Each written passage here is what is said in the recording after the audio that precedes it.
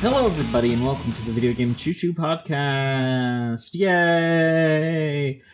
We're back for the millionth week in a row. It feels like. Oh God, the years are catching up to me. I feel like I'm You're old now. I'm old now. Yeah, I mean, I've been doing this for over half a decade. It's getting there. Folks, it's me, John. I'm here. I'm still here. And with me now is, yes, you heard her, Rose. Hi, it's me. You're here. Yes. And you kind of heard her, Elvie. You just had a light chuckle. Hello. Also here. Uh-huh. And then the third person who I did not mention, who has not made a noise yet, but I suppose will now, is Walker. Walker's here. Yeah, I wanted to break expectations and not say anything, but that kind of doesn't work in audio. No, it doesn't. You should probably make noises and He can't have the implication of Walker or anything in the audio-only form. I mean, one of these days we'll do like a 2-person podcast, and I'll just claim that there's 2 other people on there and be like, oh yeah, no, they're here. They just, they're not feeling up to it. It's okay though. Just low vibes. Yeah, Scott's here on this episode. You can't disprove that. Yeah, you don't know. He's here. Honestly, yeah, that's fair. Yeah, you can't prove anything. I wouldn't even know either. Niall isn't here though. That's To for be fair. that's for sure. Niall is not. Niall is, I'm pretty sure, right at this moment, doing something very harmful to Much himself. worse. Yeah. So, Or hopefully, taking a brief detox, no, come on. he's not. I don't know. Would you No. call that a detox? I wouldn't. That's like injecting. That's like having a really bad drug and then being like, all right, well, let's try heroin today or something like that. Like that's. But that's honestly, no. What? Yeah. Okay. Heroin too. Yeah, heroin. There you go. Heroin subsequent drug film. Oh. Wow, wee wah. All right, Yeah. but folks, we're not here to talk about Borat We're not? Thank God. yet. That's not this podcast. But we are here to talk about video games. And video games occurred. I don't know. I mean, I feel like there's something that we need to do for Walker, because he's been wanting to get on this podcast for like a month now. He's been very busy. And you just want to talk about pretty much your like new favorite game, at least the game that you've been playing the most recently. Walker, go ahead and talk about some Genshin Impact. Pretty much like definitely my game of the year. And like, I mean, DMC5 came out last year, Control came out last year, but apart from those, like, probably my favorite game from the last like 5-6 years. I've just been completely sucked into it. But I'm glad it took a month for me to get on here, because I'm finally hitting on the complaints that everyone's been having. So like, if I'd come here 2 weeks ago, last week, when it came out, I would have just been gushing. But I finally started to hit all the little gacha wrinkles that are starting to get on my nerves. Oh yeah. That game is so good. Like, it's the only game I've been playing apart from this week. I put out like 2 hours to start playing some horror games, because it's like vaguely sort of almost Halloween, even though like nothing's going to happen this year. But apart from that, I've been just like, since the end of December to now, I've been playing Genshin Impact and nothing else. Which leads me to the fact that I finally understand the gacha compulsion of like, I just want this character and I need to stop myself from spending money to try and get them, because it's statistically impossible to get them. You just have to be like me and not play the game, and then you get like 2 5 stars in your first 3 pulls or whatever. Worst thing, I got a 5-star in like the 3 pulls with this lady called Kaching, but I also got Razor, so like I basically have no use for her. Oh. That's the worst thing in gacha games to me, is when it's like you get the fucking character you want and it's like, but I don't have a reason to use them. You just kind of have them sitting there to look pretty in your Yeah, character gallery. with their gold It's purely for border. aesthetic. And the worst part is I spent $60 to get Venti. Oh yeah. And I got him on the first pull, so I was like, oh cool, I'm sitting on like a bunch of gems for the next banner. And then the next banner turned out to be this little kid called Klee, who I hate playing as. But the other like characters in the banner that are way easier to get, I quite like a few of them. So I was like, I'm gonna roll like 30 times on here because I'm just sitting on a mountain of gems, and that's gonna build like my chances of carrying over the roll counter for the next banner. Because like obviously my luck is horrible. I'm never gonna get the 5-star. I just won the 4 stars. I got 2 of her in a row. Now I have like 0 pity for the next banner, and I have no gems. Well, I have like enough gems for like 30 more rolls, but like, why did we allow the gacha thing to become a thing? Yeah, that's a great question. Does anyone like this system? No. Wait, yes. People I've done a lot of reading about what the scene is like in Japan or so. And let me tell you, the workaholic nature of that society really likes the idea of dumping money into something that tells them that they did good. Because it's like, oh, I have all this money. What do I do with it? I can't play games. So I can just keep pouring money into the same game. Yeah. Oh, that's That's very depressing. It is depressing. But I think there is also that aspect to it where I wouldn't be surprised if gacha as a whole right now, the market for it is very lucrative right now because the gambling parlors are basically closed. The arcade parlor where you would do the similar thing in a physical environment, but now you can't really, or you shouldn't at least. Like maybe there are places open, but you shouldn't really. But so people are now instead putting the digital, like putting that effort into the digital equivalent. Unfortunately, whether it be like gacha games or even like, again, premium video game stuff that they don't really need, non-essentials, right?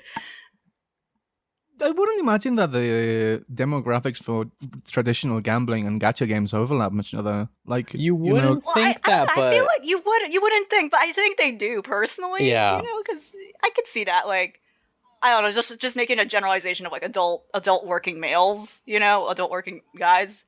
I could see the overlap. I could definitely see it. My roommate found out that their father recently plays Azur Lane, so that should give you an idea of how we are limited in our scope of what we would consider the general populace to be doing. Oh no! I actually heard that you can get everything in that game without paying.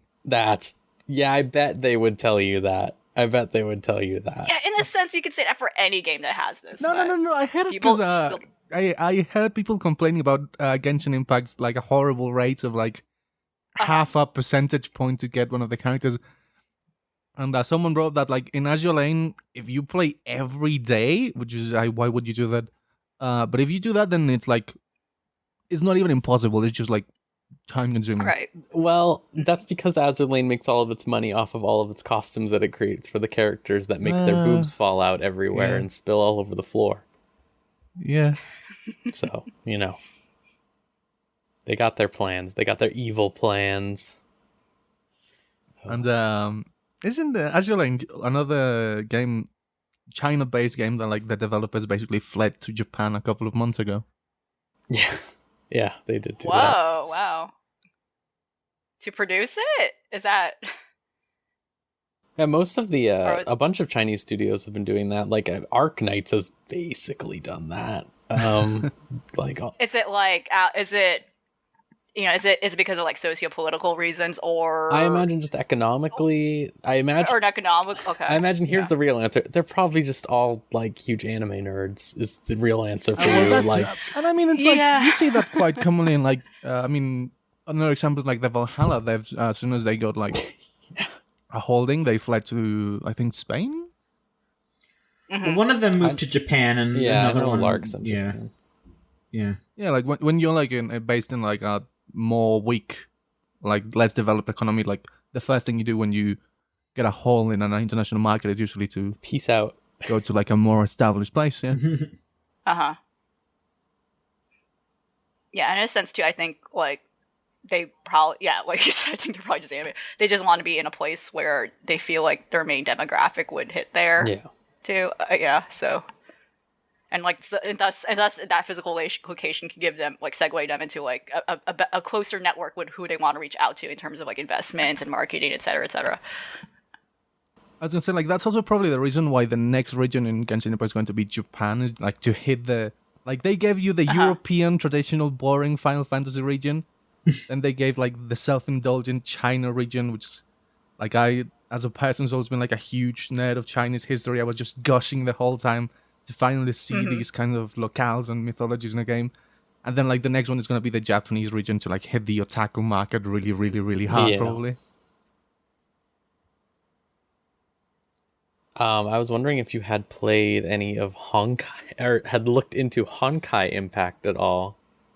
Their previous game. Just this week, the main person I've been like playing Genshin Impact with and like feeding each other's horrible addiction is started sending me YouTube videos for the Honkai Impact story, because I do know there's like this theory that like they may be like connected, maybe like one's a sequel to the other one, but like I really don't know much about it though.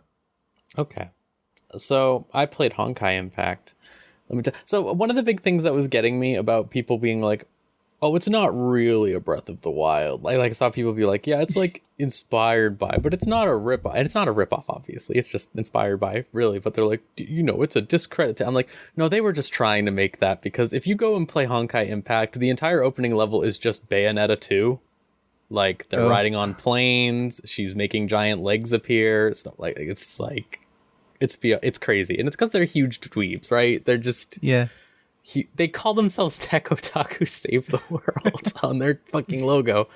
But the thing that struck me about Genshin is it is so much more contained than Honkai. Because Honkai is a really unhinged game to play. But it's also contained in like weird bad ways almost, because like the gacha in Honkai is similar to what you were saying in Azur Lane, where like people were saying like you could do it, all the things, if you play it every day, you can just unlock every character. And Honkai is the same way, which is what made its gacha being similar to Genshin, where you get weapons instead of characters, a lot more appealing, because it was like, okay, yes, this is just basically like rolling to get this character easily instead of getting it. And it's weird to me that none of those systems are in Genshin, I guess. Because it really feels like Genshin is like a really brutal gacha, all things considering. I have no basis of comparison, but like, it is pretty soul-crushing. Yeah. I mean, but did you see like there was like this dumb Twitter thing about whether Noelle the maid is actually supposed to be 2P.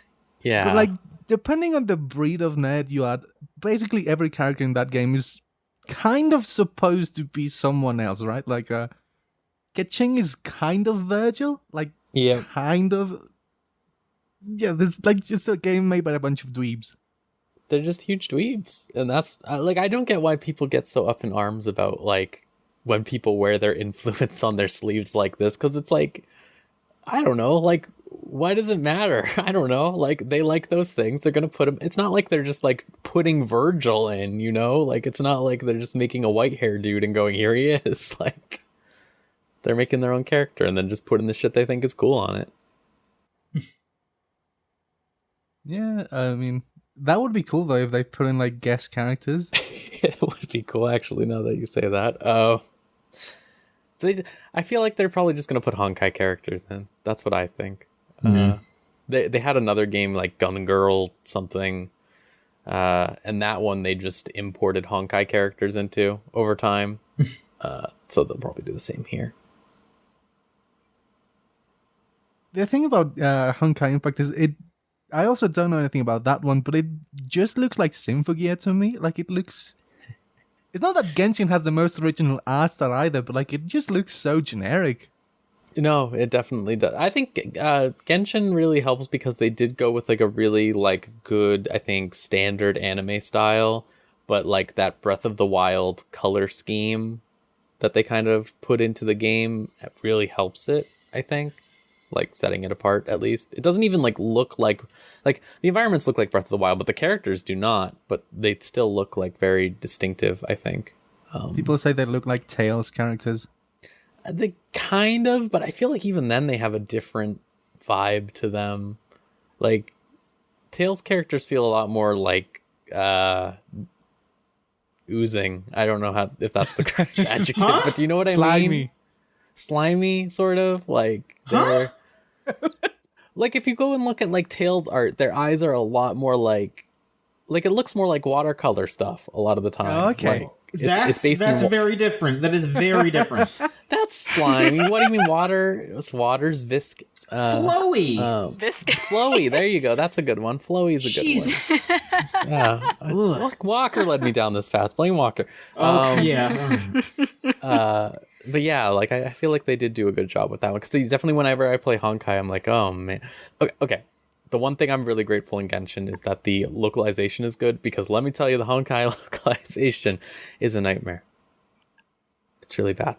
I mean, the localization is rough at spots, but it is decent. But Paimon's not saying like pwn noobs and stuff like that in the middle of a cutscene where a human being dies. Like that is the vibes that Honkai in fact has. Everyone talks like a robot. Everyone talks like a machine translation Google thing. I mean, I don't know if that's a matter of localization or just like the writing team getting older, because like we do live in a world where like real people will die and like the news will be posted online and you will see hundreds upon hundreds of comments that just say F. Yeah, but I feel like I don't know. I feel like when you are, so let's say a character's friend dies and they're dead in front of them, and then one of the other characters right next to them go, damn, let's pwn some noobs. Like, I feel like that is a different vibe. I don't know. I don't understand young people. Young people? What? These people are all older than me that made this game, for sure. Well, then maybe that justifies they're so desensitized that, you know, so accustomed that's all they can react. But yeah, like I said, the gacha systems in that game were just so much better, and I feel like them stripping out all the parts that made that like bearable for the people who played it in Genshin is like probably not a great recipe for the format of this game. Maybe down the years it will become a problem, but like they made their budget back in 2 weeks, and they just had like most profitable game. They just had like their most profitable day ever, like last week. So I know I don't doubt that, but it's the legs, right? Like it's the legs that I mean, like Girls Frontline made a ton of money, and who talks about Girls Frontline now? Like King Cole made a lot of money. Who talks about King Cole now? And it's just, I think like specifically the format of this game in particular, compared to those games where those games had, you know, weekly grinds happening basically, right? Like a new event comes up every single week, new reason to do this thing, keeping people like, you know, just on a constant drip feed. And I think that this game just has a different vibe to it that's not as feasible in the long term. No, yeah. I mean, I see people comparing it to like MMOs and Destiny and stuff like that. But right now, at least, it very much doesn't have enough to sustain that kind of everyday 4-5 hour play. Yeah. Like I've been super busy, so I've been playing like some days like an hour at most. Then some days I can put in like 5 hours if I can. But just now I'm hitting the content wall. But like I did hear people saying that like in a week, in 10 days, because they are the kind of monsters that play video games for 6 hours a day, they run out of things to do quite quickly. So like, eventually, I think you're going to hit the point where it's like, hey, I come back every 6 months to play the new update, and then I go away. Yeah, and I just worry, like, with the system that the gacha is in, how sustainable that is from them in their mind. Because, like, Honkai makes a lot of money, still, even.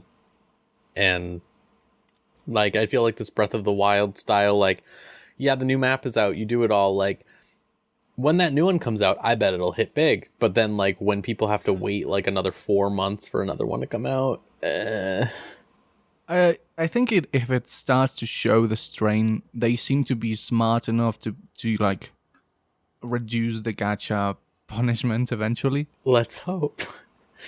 Let's hope. And if it does, if the money never stops rolling in, though, then whatever. I guess fuck me. I'm gonna spend $100 eventually.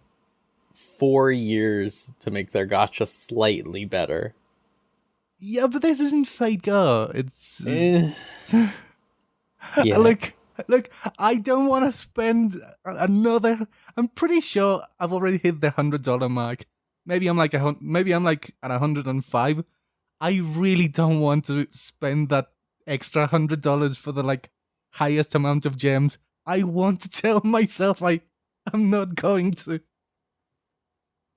That's messed up. Maybe try not to do that. Please try not to do that. I hope they don't make me do that, but we will see. They want you to do that, and you should try not to. I guess I don't know. I mean never give them what they want. Yeah. I haven't bought video games in months. I'm just like sitting on sure free money, but like I don't want to do that. Well, do what you want with your money. I'm not going to tell you. I'm not going to tell you you're doing any. As long as you're able to feed yourself and pay your bills and all that, it's it's fine. This is the karmic punishment for me trying to push the gacha angle on the side because I found it so funny before. Mm. And now the comedy now who's is on laughing? Me. Yeah. You are now trapped in it. Elvie. Yeah. What have you been up to? Tell us something. Okay, so it's not out yet, but the demo for it has been out, and I'm talking about Kingdom Hearts Mom. What a title. As it should be appropriately called, and not its actual full name, Melody of Memory. Melody of Memory. Sorry, yeah. Kingdom Hearts Mom. Okay, I need to start off saying it's really funny how the hype for this game just kind of like beelined straight down like a cliff. Yeah. Like when people first saw the teaser art first, the first thing they see is Kairi, Kairi, and people are like, oh shoot, finally. Kairi might actually be a playable character, all these years later. One of the most significant characters in the series, at least in this arc, of what apparently might be like a bigger thing here on out, right? She's just not been playable. She's been kind of, unfortunately, like trapped in the sort of damsel in distress trope. Not necessarily, but she literally just kind of sidelined a lot of time. I would say she has been pretty much the entire time. Well, yeah, you're right. That's fair. I know. There are like moments I kind of hesitate to say where they don't literally save her. It's more like she just doesn't exist. She just like appears eventually, like Kingdom Hearts 2. She appears. She's in prison, right? She appears as a I forgot the name of this specific thing, but like she appears as like a weird. Okay, she's just a plot device. Yeah. She appears often in in the mind of like Riku and Sora often. Like, oh yeah, I gotta keep going. But anyway, point is, yeah, this turns out not to be the case. You do not play Kairi in a game where the cover is Kairi. Kairi plays as Sora, and as far right? as I know, this is the cover of this game, right? So yeah, Melody of Memory, melody in the name. So it's an action rhythm game. It's a rhythm action game. And it's weird. I don't know why they want this to exist. I don't know why they willed this into existence. As far as I understand, this is once again another questionable entry in the Kingdom Hearts series where I don't think this is adding anything beyond just more. It might potentially add more convoluted plot threads. I hope not, but I think it will. But the point is, from my understanding, the duration of the game takes place throughout the entire series. It's the whole premise. It's literally just Kairi, I think, either dreaming or recollecting all the events in the series. So yes, this whole game is actually just one big flashback episode. It's like literally like yeah. By the way, did you remember this? Here you go. Now you have to play this rhythm level to go through it again. But that's literally just the whole point of the game. The game literally is, from my understanding, just a series of different stages where you're playing, across hundreds of songs from, the series soundtrack. And, it's like a track. It's like, so I'm not one who plays like rhythm games a lot, so I don't know like what specific terms are, but it's basically like a vertical track, kind of like in Guitar Hero, where you're kind of going up and then you kind of have to hit the beats according to the song. And how that works is that you are controlling, Sora, Goofy, Donald, but apparently later on you will be able to play other known parties like, Terra, Aqua, Ventus, etc. But you can't really swap out or interchange between them. Unfortunately, you kind of have to stick with those main groupings, and like what chronology they belong to, or like what group they belong to. And yeah, it kind of works like the interface of how the regular games work, where, when you press the button prompts, you're basically attacking Heartless along the way to the beat of the songs. And yeah, the background is you're going through the different environments, the different worlds, and it's music from that setting. Like, like Traverse Town will be in the background as you're going along the track, and it's going to be the Traverse Town theme, etc., etc. But again, I'm going to comment how I'm not like a big like rhythm game aficionado person. Like I can't comment on like logistics in terms of like, oh, this is bad or good. But what I can say from my playing of the demo, I don't know if this is a well-designed game. And I say that in the sense of like its rhythm game aspect. So again, like this is clearly a game where they just took already, again, this is such a nothing game where they already took, they just took assets from what already exists across the different games. They literally, I feel like 50% of this game is reused assets, and like, oh, okay, whatever, that's fine. They decided to make a different game out of it. And it was probably not that hard to develop ground up. And maybe only very few of like, the rest of that percentage is actually new, like visuals, new assets to build the game. But to comment specifically on the rhythm aspect, so there are like 3 different buttons you kind of have to press according to like you prompting Sora to hit. I'm going to specifically refer to Sora, Donald, Goofy, that party. Even though you played other parties later on or had that option to, just for the sake of like not confusing things, I'll just refer to those characters specifically to simplify things. But say for instance, like, and I don't remember exactly the control scheme, but say for instance, like X controls Sora when he ever has to hit a Heartless, but then, you're going to use A for like Donald or Goofy. But in the end, it kind of doesn't matter. You can kind of just go across the different buttons either way, and they all attack accordingly, according to the beats of the song or like whatever you have to hit. But even more confusing, they add in like, at some point you kind of have to use the triggers to like jump or fly. But then that also kind of doesn't make sense, because if the buttons don't matter, why are there now specific like buttons that are aligned with specific actions you have to do? There's a mode specifically where it automates, Donald and Goofy, the side characters, beyond your third main character. So they will just automatically hit, and all you have to do is care about Sora or whoever else is the central person. But in a sense, that whole game is like that. From what I played so far, they're like 4 levels, and they offer the different difficulty modes, and it's purely just a level. So there were no cutscenes or whatever. So I don't know actually how this whole story will be presented, where Kairi is like dreaming up these levels or something or whatever, or having like, I don't know, like a flashback coma. I don't know what's going on. I don't know what. I don't think that much happens, because I remember I lost any interest I had in ever playing that game after Nomura came out and said, "Oh yeah, there's no secret ending or anything to set up new stuff. This is just like for fun." And I was like, "You think I play Kingdom Hearts for fun? You think you think this is a joke? Like, I'm not just gonna fucking go and do this." But yeah, yeah, as a rhythm game, from someone who doesn't, again, not like a expert on them, like who can't really, I don't know, it doesn't feel like a good rhythm game from what I described. If any of that made sense, if anyone knows what I mean, like the controls don't really map out specifically as to what they're supposed to do, because it kind of doesn't matter. So I don't know. I'm looking at my Switch to kind of figure out what. Okay, yeah. For instance, like X, you want to hit the heartless to go to B, but at the same time, you can also use A. But then A is also assigned with a very specific thing, like jumping. So there's really no clear control mapping to what you're supposed to do. There's like way too many actions for like 3 buttons, if that makes sense. So for the most part, it just makes more sense to put it on the auto setting where like, okay, you only have to care about Sora, controlling Sora, and not worry about Donald and Goofy, because it gets a little too confusing to figure out what is what. And then there's like a third mode. So yeah, there's the normal mode, which is the mess I described, where there's apparently like a control scheme going on, but it seems like half the time some of the buttons don't flexibly. They're like too flexible. They kind of just go with whatever, and you're just only caring about the hitting points. And then there's the auto mode where like you don't have to be concerned with the actions of Donald and Goofy. They will just automatically hit every beat, and you only have to care about Sora or the third. You don't have to care about the actions of Donald and Goofy. This is what's great about Kingdom Hearts. Actually, now I'm coming around a little bit.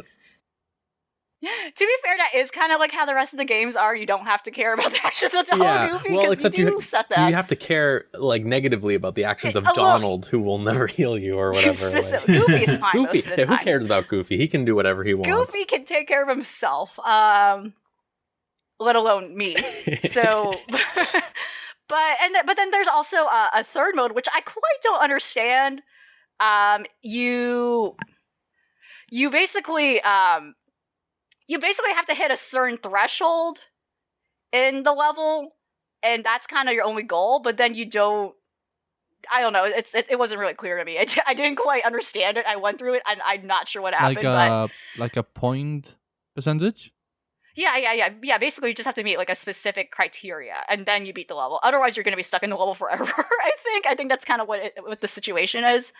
But yeah, there's otherwise there's not much to the game. It literally is just like a track by track rhythm action game. But from my experience, it seems like it's not even a well schematically designed one though either. So that's a little problematic if you're a rhythm game and the controls kind of don't make sense.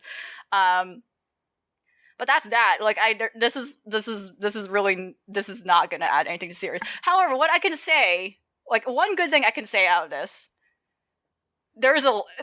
when I got to the title screen, okay, and then Dearly Beloved starts playing, right? Dearly Beloved starts playing. It like shifts to an electro swing version. All right, it's an electro swing version of Dearly Beloved. It kind of rolls. But that's it. That's all I can say. It was pretty good though. I stuck around the title screen to like just kind of take it in. I wonder if it's like online. I'm sure the full thing's online somewhere. So what you're saying that's pretty good. Is they should have made an arrangement album instead. Yes. Yeah. Yes. And yeah, I'm not sure if like there are going to be any special remix. I mean, they say like there's hundreds of music, but then also the actual game series does just have like hundreds of like. But I don't know if there's going to be like interesting rearrangements.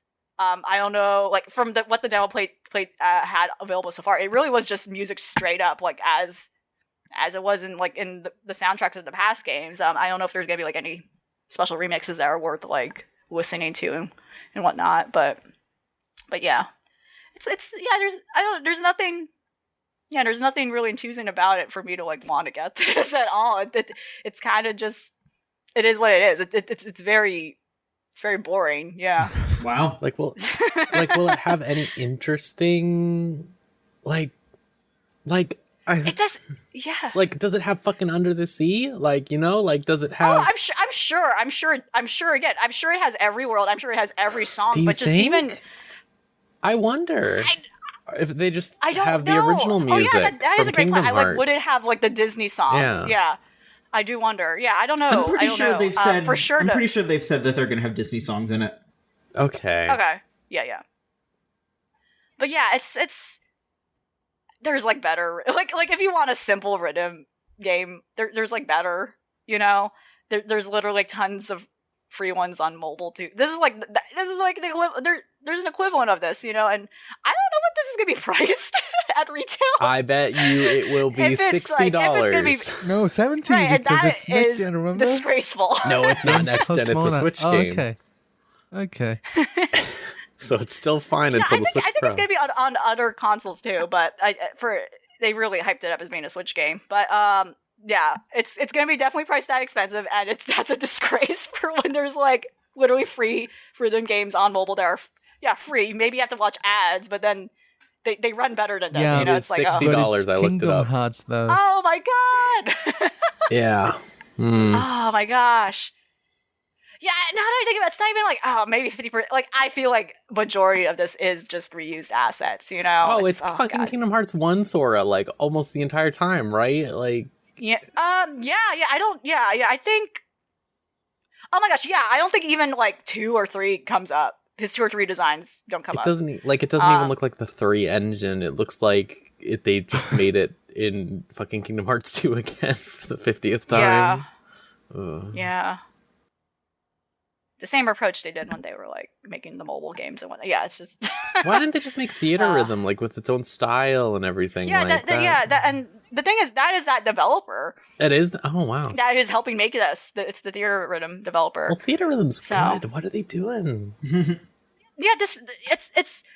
I would say like even as like kind of like iffy from what I'm getting the vibes of the rhythm game itself. Like it's not even. You know, as we're talking about, like they're just reusing assets. Again, there's nothing wrong with that, but it's just how it looks. It's just really uninspired. They really did nothing. Like after 3, you know? Which looks like beautiful a lot of the time. Like it looks really, really good. Yeah. Like this. You know what this feels like? This feels like a fan game. Ooh. Yeah.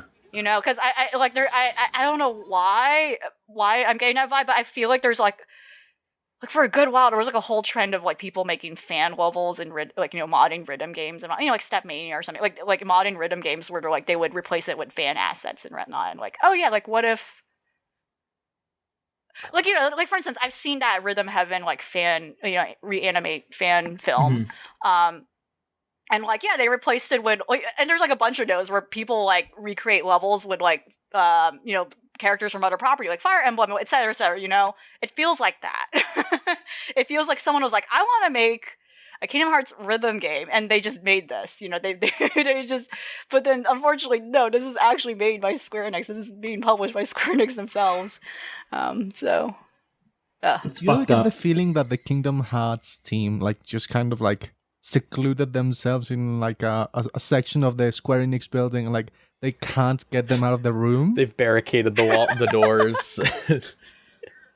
Like, nobody knows what they're doing. It's just kind of like once in a while they toss out a hard drive with a new game, and they're like, guess this is what we're publishing now. I would like to, I kind of feel like that's probably degree, and I feel like that's part of their peace agreement they had to make with Tetsuya Nomura after all the shit they made him do. Like, this is like their non-aggression pact that they've made, basically. Like, you get the east side of the building, you can just, like, live there, and we won't interfere, but you do have to deliver a Kingdom Hearts game at least every decade. Okay. Rose, I guess I'll hand it off to you now, because okay. You talked a bit about both of these things, but you can go ahead and talk about something for you specifically. Okay. So the main thing I've been doing recently is probably still just Apex Legends. Doing a lot of that. I've become a gamer again.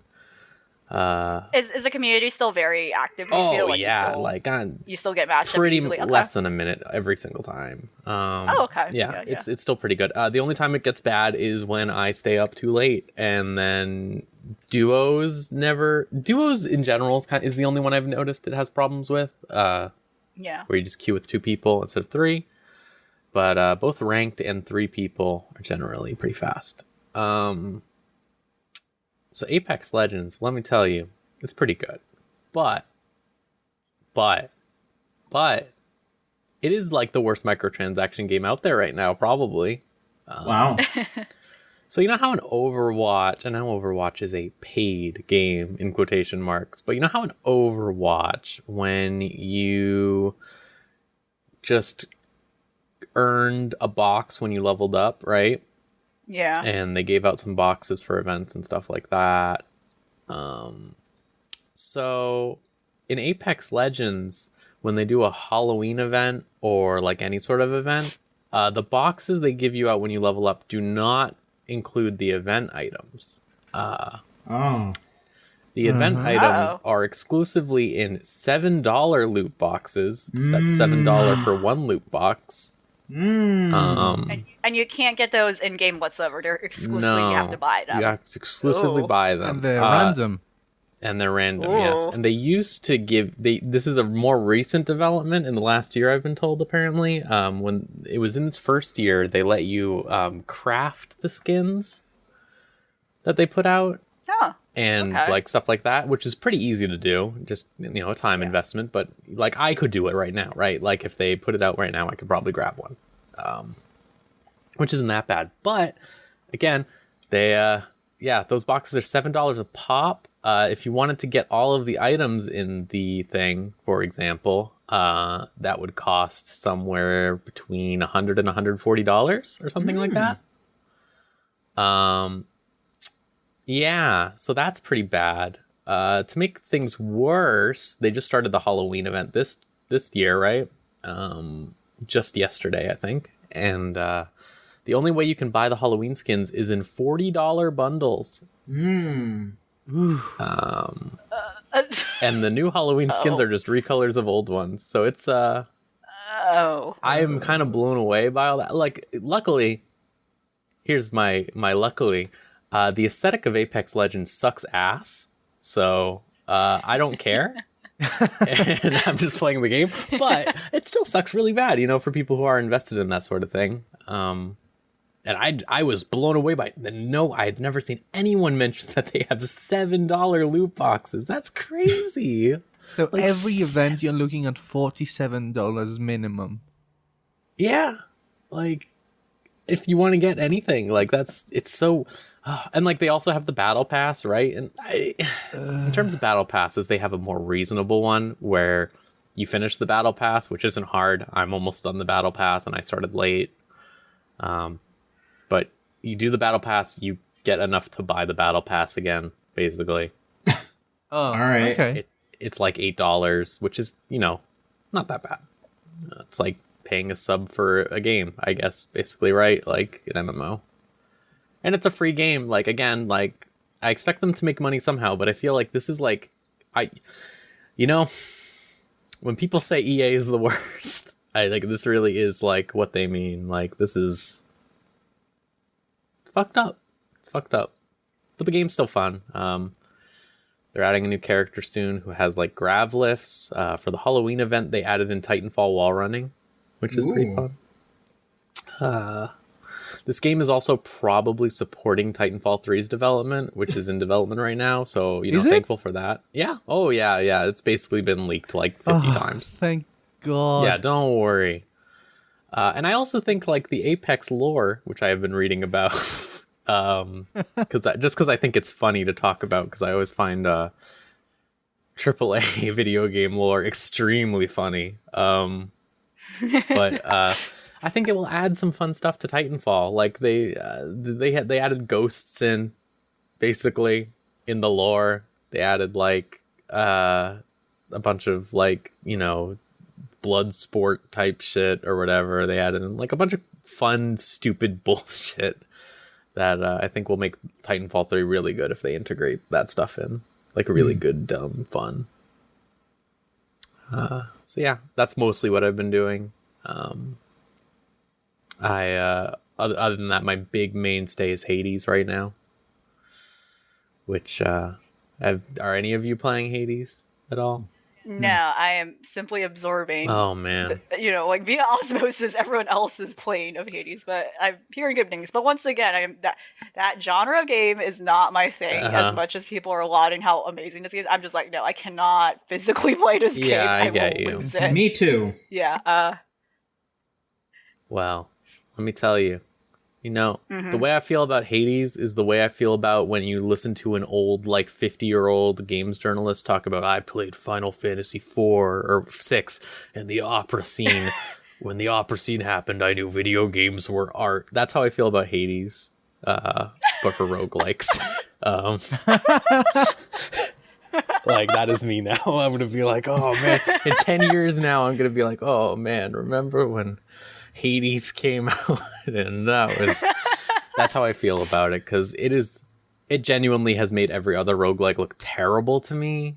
Like I'm hearing interesting things, especially when it's it actually does, like, you know, again, I don't know like specific details, but like I think I know enough of the story to understand like it has very strong incentive that you're supposed to play it multiple times, and like there is a reason that you gotta quote, you know, kind of grind, and like there actually is a motivation to do that compared to like other games where story-wise it's not even justifying why you do this, you know, beyond a mechanic or a need to like progress, right? The thing that gets me is like, the story is like really good. Obviously, a super giant game that has great writing, but like great art, like wonderful art, amazing art, and the thing is like, and I learned that's been the same art director. She's been the same art director for like all of her games, which is insane. Like, wow, I hope they like have a bigger art team too, like to handle that. Did you see about how like she draws all of them in 3D first, like before anything, and then they just make it look 2D? Like, damn, okay, like that's awesome. But yeah, the story writing like is just so effortlessly like integrated with the roguelike loop. Like it works because it's a roguelike, because you're going to be doing this multiple times, because you're doing multiple runs. Like they managed to make it have interesting things. Like there's so much writing in general. Like every single time you do a run, you will not run into a single instance of repeated dialogue, probably. Like every single time you interact with a new person or the same person, the same enemy, the same bosses, like it'll be different dialogue every single time. Like I'm like 40 runs in or something like that, and nothing has repeated. They're always bringing up something new, something interesting. Like the effortless way that they managed to like pull all of this off is just like mind blowing to me. Like I don't know how I just played games like Dead Cells or anything like that before and just like accepted that like, oh yeah, you can't do a story in a roguelike. That'd be too hard. Like, fuck no, you could just do it this whole time. Like these guys who made their first ever roguelike just did it. They just fucking did it. Like, damn. Yeah, it's really good. It's also just a game in general. Like I feel like the meta gameplay, like you getting stronger and stuff like that, is just really good. The way that they give you options to offset how strong you become, like with the rewards and stuff like that, is really clever. My only complaints are just like sometimes you get really bad RNG, but like it's not like so bad, like as in when I've played The Binding of Isaac, for example, which is something I played a lot of. There were a lot of times you played that game and you're just miserable all the way through because you just got really bad items, but that never happens in Hades. It's just like, because there is just that base level of you have a weapon, the weapon functions the same way, it just gets gimmicks added onto it and stuff like that, you know, as opposed to other games in the genre like Gungeon or Isaac, where, you know, your entire way of playing is different every single run, you know? So, yeah. It's a really, really good game. I'm not saying go and play it if you don't like roguelikes, but I do think it is probably the best one of those ever made, and probably the most approachable of those that has ever been made, easily. Like, they even have that extra mode you can turn on, the God mode thing. I'm glad it's like a unifying game. It's like it's the current unifying game for like a lot of people right now. Besides Among Us, I guess. It's those two. It's those two. Like completely different, which is funny to me, but yeah. And it's very cool also seeing this revisitation of like reinterpreting mythology. Yeah, for sure. I think it's very interesting. And like every medium, like we see it in theater with Hades, we see it in, you know, webcomics, like like I think, was it Lorem Olympus? Yeah. It's very interesting seeing like these modern like reinterpretations of things. Yeah, I think they do a really good unique job ways too in Hades with just like, you know, what if Thanatos was a twink? What if, what if Medusa was a cute little head that was a maid? She's very cute. And she's just the nicest person in the world.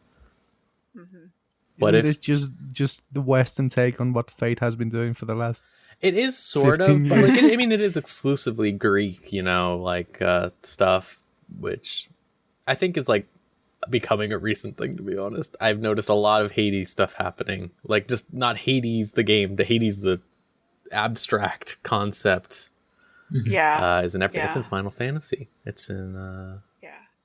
What's that other thing? There's that Broadway thing, right, or something like that. Hadestown. Yeah, Hadestown. That was it. It's a really good show. Yeah.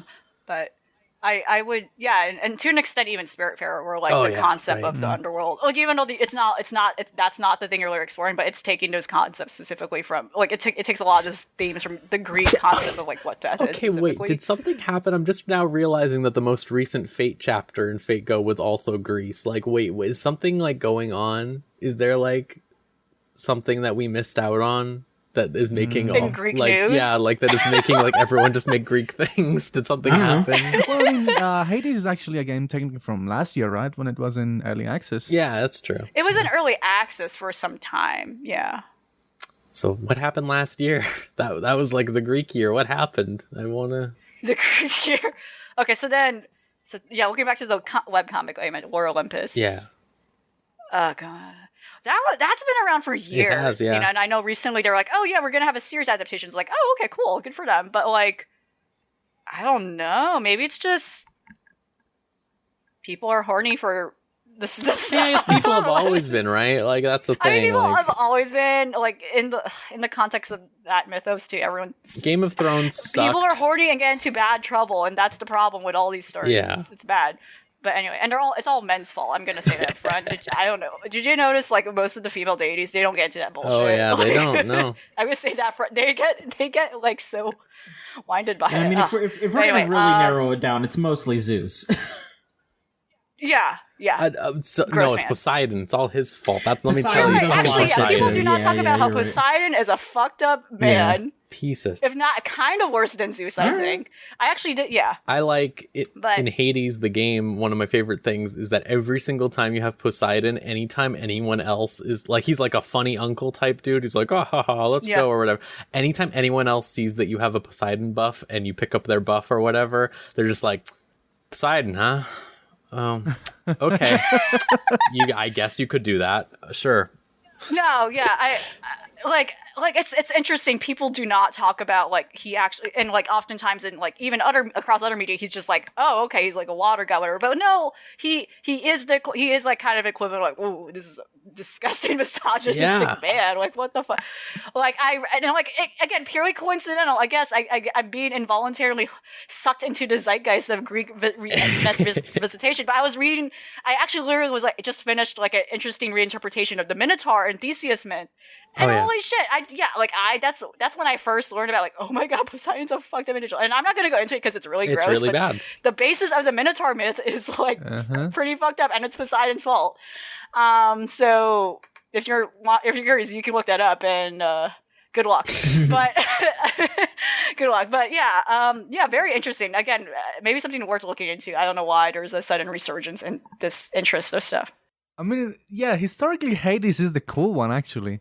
Did you say Hades is the cool one, Walker? Like, historically, among the three big ones, like Zeus and Poseidon and Hades is usually the chill one. Like, he just kind of locks himself up down there and like does nothing most of the time. He's the least offensive. That is exactly what everyone in Hades is saying, and obviously he is an antagonistic threat in Hades. But I think that's really funny that is always what they're saying in the game too. It's just like he does get up to some shit, because like that's the Greek conception of like being in power. Is like you just get to do shit and nobody gets to challenge you because you're God. But like amongst all of them, Hades is like he's content just staying in his lane and being an asshole sometimes. Yeah. The energies of Hades as a shitty dad in that game is really good. I have to say, just in general, like he is. It's such a good game. It's just really, really good. I think the personalization of every single character is just like knock it out of the park. They just did a really great job. It's really, really good. If you can't play it, I even recommend just watching someone play it because it's really, really fun.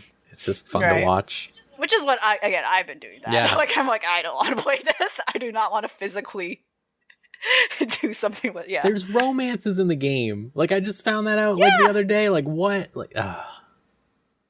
It's crazy. There's so much. It's really good. Like, again, the thing that blows me away about this one, and then you just saying Among Us made me like, it's just like all of these games that have the most profound impact, I feel like, across like, you know, groups of people and stuff like that in the online scene. They're always these fucking games that are $20 or cheaper every single time. If that's not saying anything, then, you know. Among Us literally is like very simple like assets. You know, like the little guys are just the same character but color swapped. How could you say that? They all have a rich backstory. Blues are different from reds and from purples. If you knew what green has been up to, my god. Yeah, I'll talk about some more stuff later. That's okay. Good for now. Okay. I guess I could talk about something. All right. I'll talk about something nice first. So the new Pokemon DLC dropped. The Crown Tundra, and I like it. I like it a lot, actually. I definitely like it more than Isle of Armor. Isle of Armor was okay, but it was very shallow. You got through it pretty quickly. But Crown Tundra's got some meat to it. It's got some fun moments. It's got good characters. Pretty much you go down south from Galar Prime, and there's just a tundra, and you meet Peony, who is Chairman Rose's brother, and he's a dweeb, and he's great. He's a very fun character. And he's down there because he wants to bring his daughter on an adventure, and she doesn't want to have anything to do with it. She's a rebellious teen. And she's just like, hey, random kid I just ran into, go become my dad's new son or daughter, or, you know, go become my dad's new child for me. And then you do that. And yes, you do. And you go on little adventures, not with him, but just on your own. The first one is you're finding Calyrex, which is the deer with a giant head. And funnily enough, Calyrex is actually a really fun character too.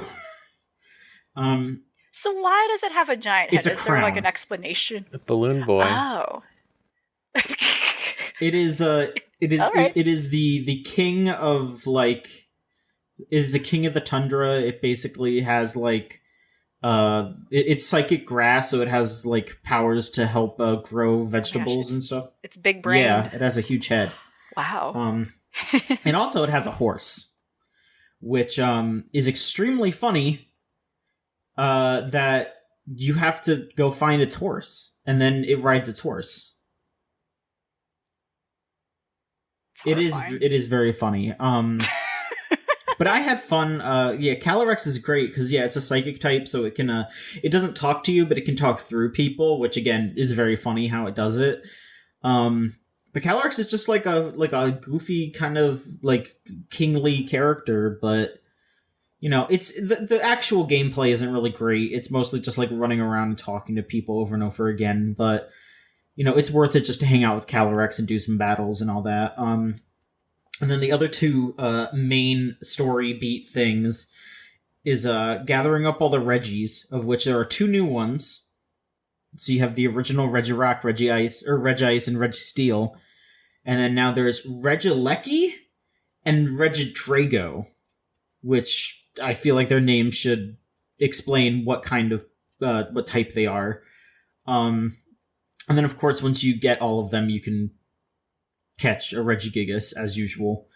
From what I can see, I think you can only have one of the two new ones, though, so you're going to have to trade somebody to get the opposite one. And then there is the new Galarian forms of the legendary birds, the Gen 1 birds, so Articuno, Zapdos, and Moltres. Once you run into them at this giant tree, they run off, and then they go. Each of them goes to a different location. If I remember correctly, I think Articuno stays in the Crown Tundra, Zapdos goes to the wild area in mainland Galar, and then Moltres goes to Isle of Armor. So you just go there, and you have to find them wandering around. It's going to be an overworld thing, so it's not like you have to like run around the grass randomly. It's just as you're going around, you'll see it flying around, or in Zapdos' case, running around, because fucking Galarian Zapdos is a chocobo. Or a fucking they look weird. Yeah, Zapdos is a roadrunner. It's very funny. But I don't know. I'm excited to get into that. I've only finished the Calyrex thing, and I caught Regirock and Registeel already, so I got to catch Regice and pick which of the other ones I'm thinking Regieleki. But there is other stuff to do. There's that like challenge battle mode that you can do that I haven't touched yet, where you're like teaming up with characters to battle other characters. So like, you could team up with like Hop and fight against like Leon and Raihan. You could team up with like Marnie, and you might fight like some of the other gym leaders. Like there's stuff you could do. I'm sure you could even team up in other pairings like that. I bet you could probably team up with Leon too if you want. But they've said that that's pretty challenging. And then the last thing they added is also down in the tundra are these, they're like Dynamax raids or something like that. They're like these longer raids that you do.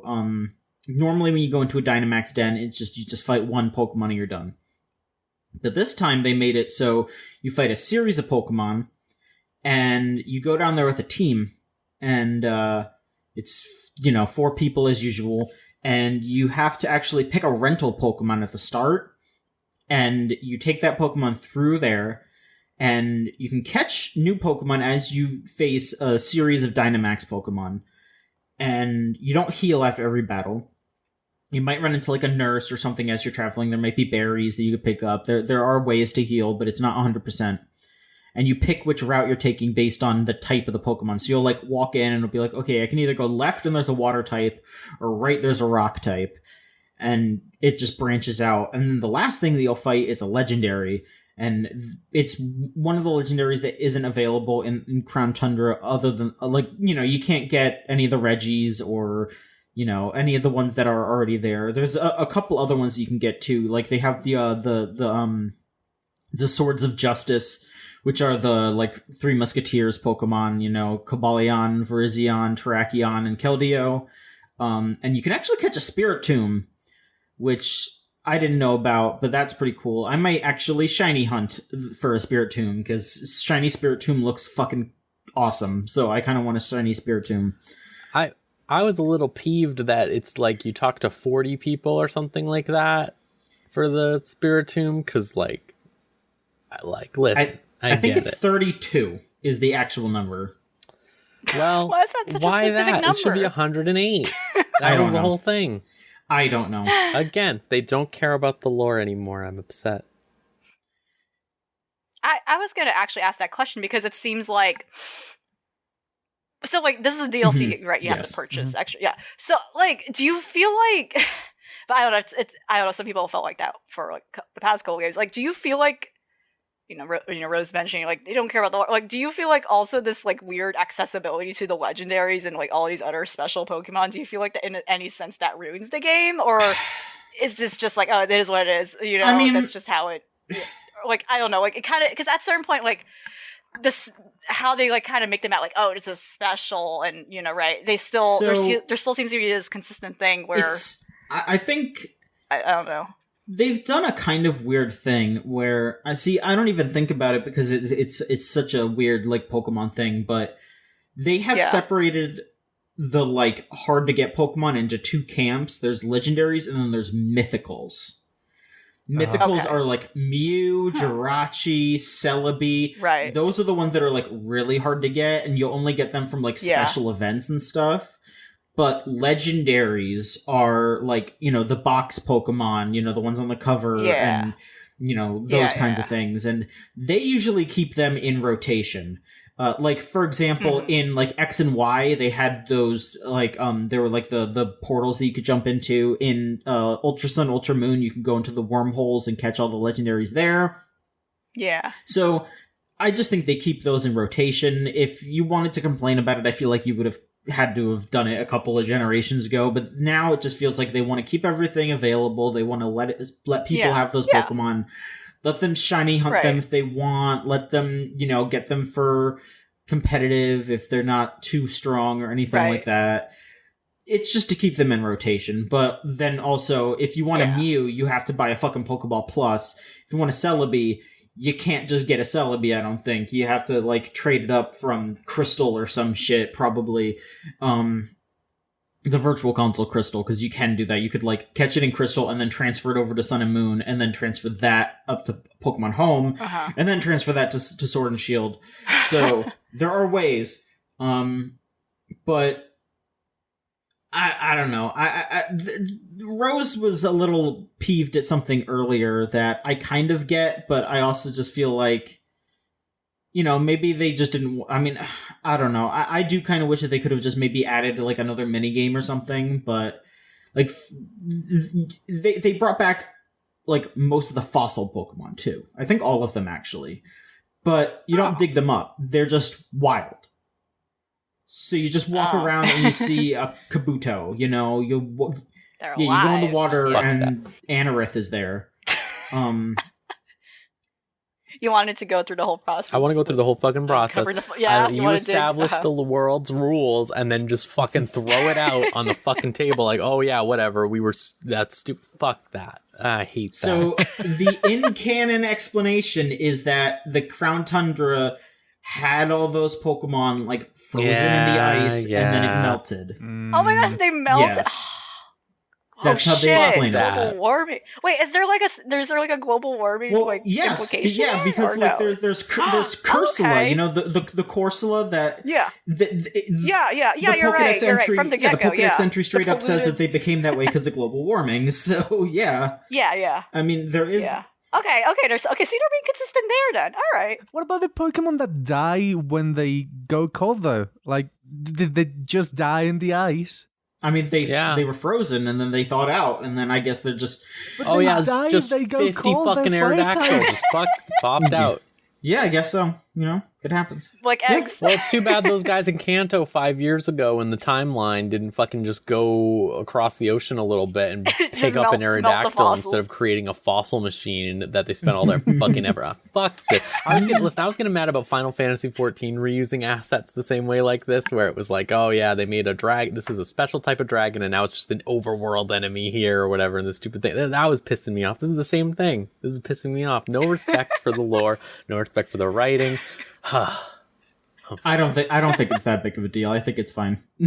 No, I do get it, because when I was a kid, one of the films, the second or third Pokemon film, was about how big of a deal the fucking legendary birds were. And, just seeing one was enough to sink a bloody island, and having one not kill you on sight was it meant that you're the chosen one. And now you're telling me that there's regional variations of them? Yeah.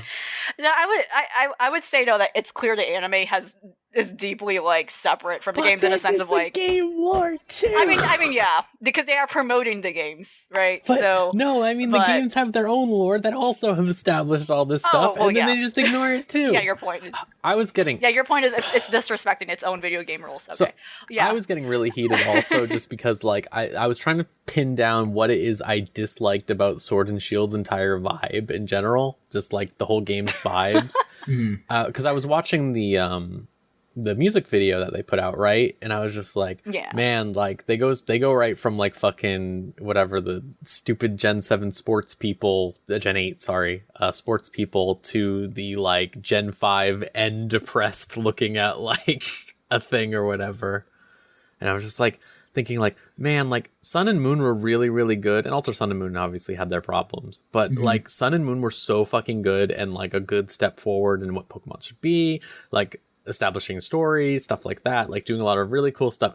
And then they were just fuck it, tournament arc, fuck that. I hate it. Making a 3D game is hard for the largest franchise in the history of the world. You have to understand. 3D games are very difficult. 3D games are very difficult. They're a brand new thing. I don't blame them for trying to get to grips with the new hardware. And those polygons are really tough to maneuver, you know. I mean, I think it also just continues the conversation where I think they're just deeply like under resourced for some reason, or there clearly is something going on with Game Freak's team where I don't think they're very. It's apparent that they're very like. It's apparent they're like lacking in some sort of resource, something. I don't know whether needing more qualified staff members or like more, or need to actually funnel like not outsource right, but like actually funnel in like other developers or other teams to like kind of help them out with certain aspects that of things that are not what they traditionally have done in the past, to kind of transition into understanding like what new experimental things they can do. Yeah, it just seems like they're under resourced for some reason, and they can't handle like when they have to do a new idea. Yeah, and that's always when the drama starts in terms of like people debating about it online. It's right? just, I think like Sword and Shield just have been so disappointing. Like, so I will say, like, real quick before I say something disappointing, I did enjoy doing the raids with John yesterday. I thought that they really improved that system, the little tunnel thing. It was still a bitch to connect to you. Yeah, I was gonna say we still had to fuck around with the bad Sword and Shield Online, which awful, but we don't have to go that much into it because we already gave it like the worst award for last year, right? Or it was up there, and it's still bad. Yeah, it's still bad. Dang.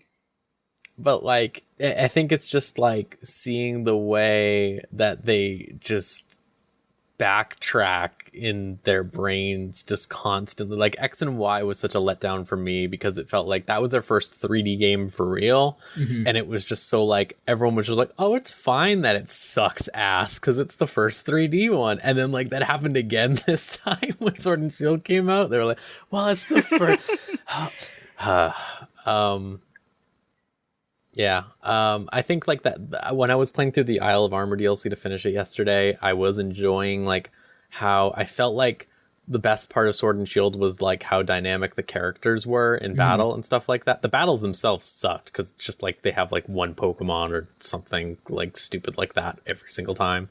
But like the animations on that mustard guy and stuff like that, it was reminding me of XD, Pokemon XD, and like the good parts of XD. And I feel like if like maybe the next Pokemon will be really good, you know, maybe it'll be really good because they have a good base now, but I can't trust them. Yeah, because god damn it, how did their online get worse, John? How did it just get worse? Like, I don't know. They made it perfect in Gen 6 and then they were just like, fuck it. They're on fucking drugs is how. I don't fucking know. It's such a bad concept. But you know what? I want to do more raids later because it's fun. Too. Yeah, I want to do more later. I think my girlfriend put a good point that it's like it's so sad that the Pokemon company like Game Freak has a monopoly on Pokemon. Yeah, because like if anyone else was making a Pokemon main series game, it would probably be better. Mm-hmm. I guess real quick, I'll mention just to. On the same note, some beta builds of Sword and Shield got out there. Another big leak from Nintendo. Now, I don't have anything right in front of me about it, and there's still some like shifty things about it. You know, there's still some claims that are unverified and all that, but it does seem like they really were planning on putting every Pokemon in the game initially. And it just seems like they had to backtrack. And, you know, like Rose and I were basically saying the same thing when I posted it. Like, yeah, they, you know, the game, it does seem like the game was running way more poorly when they had all the Pokemon in there. So they probably just had no idea how to optimize with the extra couple hundred Pokemon on the Switch and with the better graphics and all that. They were just like, what? Huh? You need to do things to make a game run better? And instead they just went, all right, maybe if we have less models in the game, it'll work better. Which, you know. Like, people are always bringing up that thing with Sun and Moon where it was like, you go into the thing and it's like, their faces aren't animated. They just swap out the model instantly every single time, like, to just exchange their expressions. And it's like, what? Like, you just have a folder of 30 lilies on every single route for her various expressions. Like, why is this like this? What are you guys doing? they need help, and I don't know if it's been offered to them and they keep denying it, but there is certainly a problem. It's just like you think about that story of Iwata coming in and fixing gold and silver, and you're like, so nobody came in ever again. He was the last one to visit them. Like, the hero never returned. I think they're in a similar situation to what we said about the Kingdom Hearts team. They've just they have like a fortress inside the Game Freak office, and nobody can come in.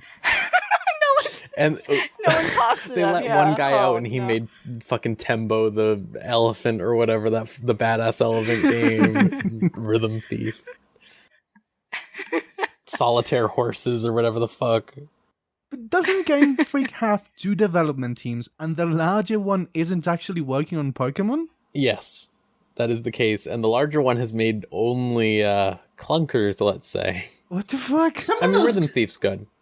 Some of those are pretty good. The Solitaire Horse game is pretty good too. Yeah, but you know what's not good? Little Town Hero. Yeah. Nobody likes Little Town Hero. That's a real bad game.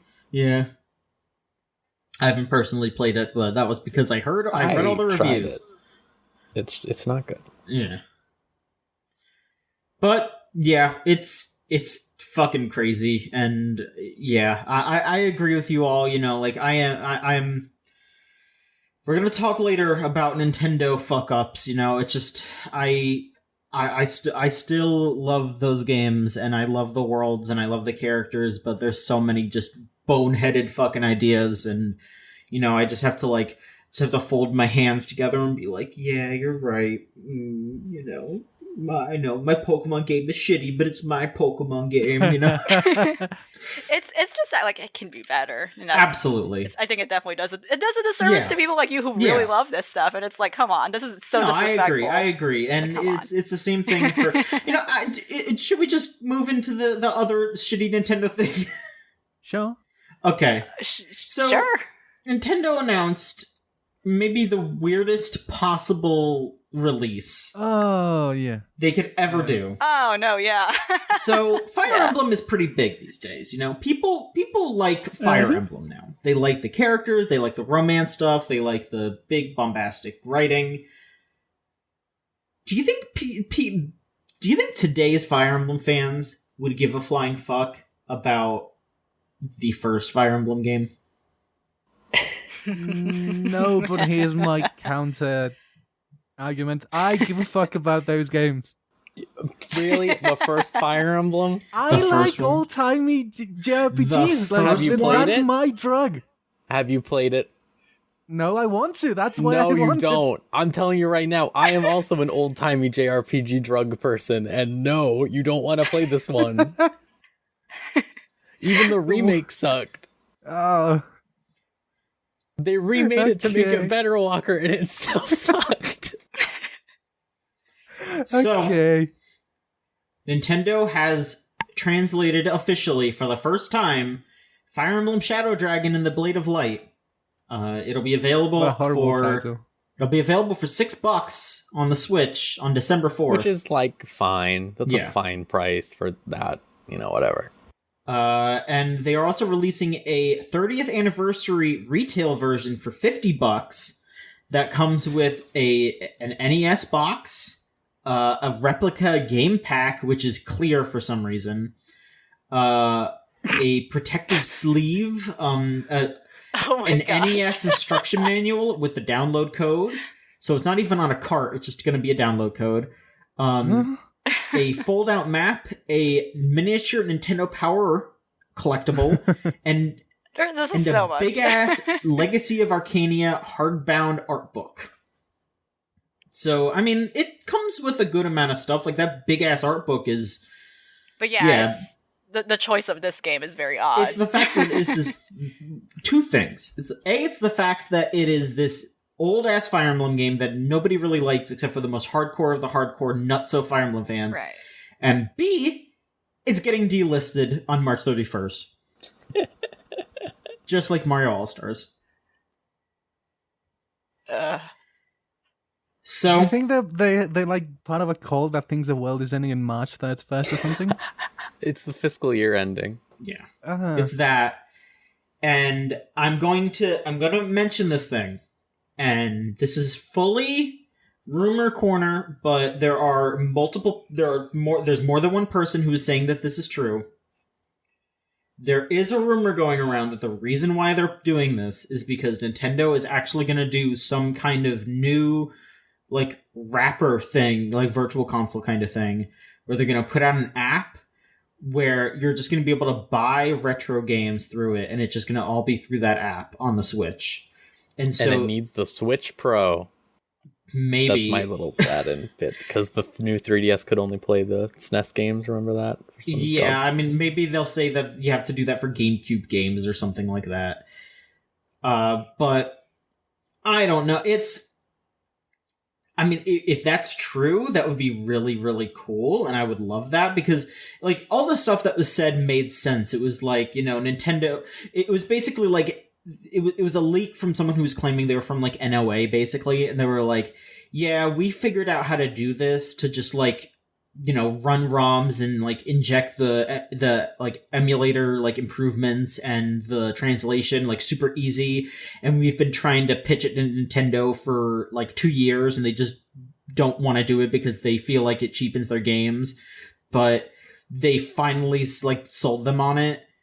And that's why they're doing these. And the reason why they're, doing this Mario All-Stars thing physically and the Fire Emblem thing is because they, like, want to feel like those games are classics, and they need to have some kind of, like, big physical release as, like, a cash grab before they become, like, free or cheap on the app. Yeah. So it's dumb. It's, I would say if you're a big Fire Emblem fan and you want to try it, like, $6, whatever, if you want to just try it out, it's $6, it's fine. And then if this app rumor is true, then hey, they said that it'll just roll right into the app, so you won't have to, like, rebuy it or anything like that. It'll just be all under one roof. And I mean, I again, that sounds neat. Like, another thing they said was that third parties didn't want to make their games free, so the app will let you buy those games for cheap. So, that makes sense too, because of course third parties are going to be stuck up bastards about it.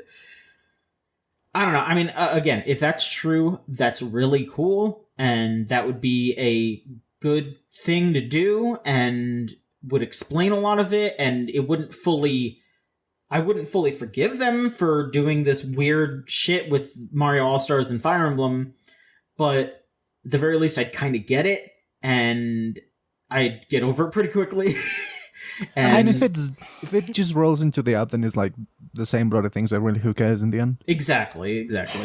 I just, like, why didn't they do the GBA Fire Emblem with Roy? Like, that's the one that people love, that's actually good. I mean, the thing that I was saying was that if they really wanted to get on fans' good sides, they would do some kind of collection with the 2 Ike games, because both of those games are like $100 a pop. And if they were, like, hell, even if they were like, yeah, this is a $60 collection, that's cheaper than buying one of them, Like, they could have just done, I mean, obviously they shouldn't make it limited time, but if they said, hey, $50 or $60, get both of the Ike games, like both of the Radiance games, boom, that would sell really well, because they have the relationship stuff, they have more modern things, you can put some of the, like, more modern update things to make it easier for people that don't want to bash their head against it. They could have done that and people would have been more receptive to it, but this is just such a weird random thing, and the only reason why anyone's talking about it is because it's going away, which, might be part of Nintendo's ploy here.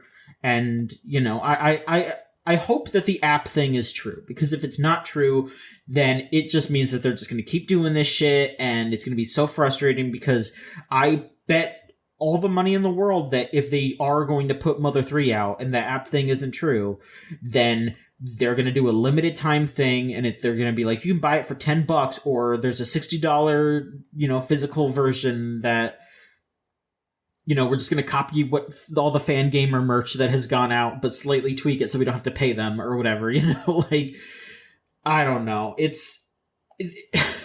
it's a real heaven or hell moment here, where it's either like, okay, yeah, no, this is a sign of just Nintendo being complete and total ass bags forever, which, you know, even if the app is true, it's still kind of true anyway. Yeah. Or oh my god, that Nintendo's finally doing something right for once.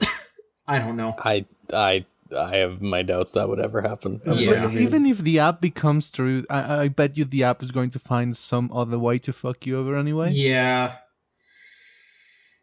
Yeah. Hope you like buying, I don't know, fucking Metroid Prime 1 for $30. I'd rather not. Well, or like the other possibilities, like, you know, a sub model. yeah. So, you know, like in a sense, the whole library is free, but then you have to like. I mean, pay I'm monthly or not something. opposed to paying, or like hell, if they just like added another $10 to the Switch Online, and then they were like, hey, you can get all these other retro games, I wouldn't care. That's not that bad.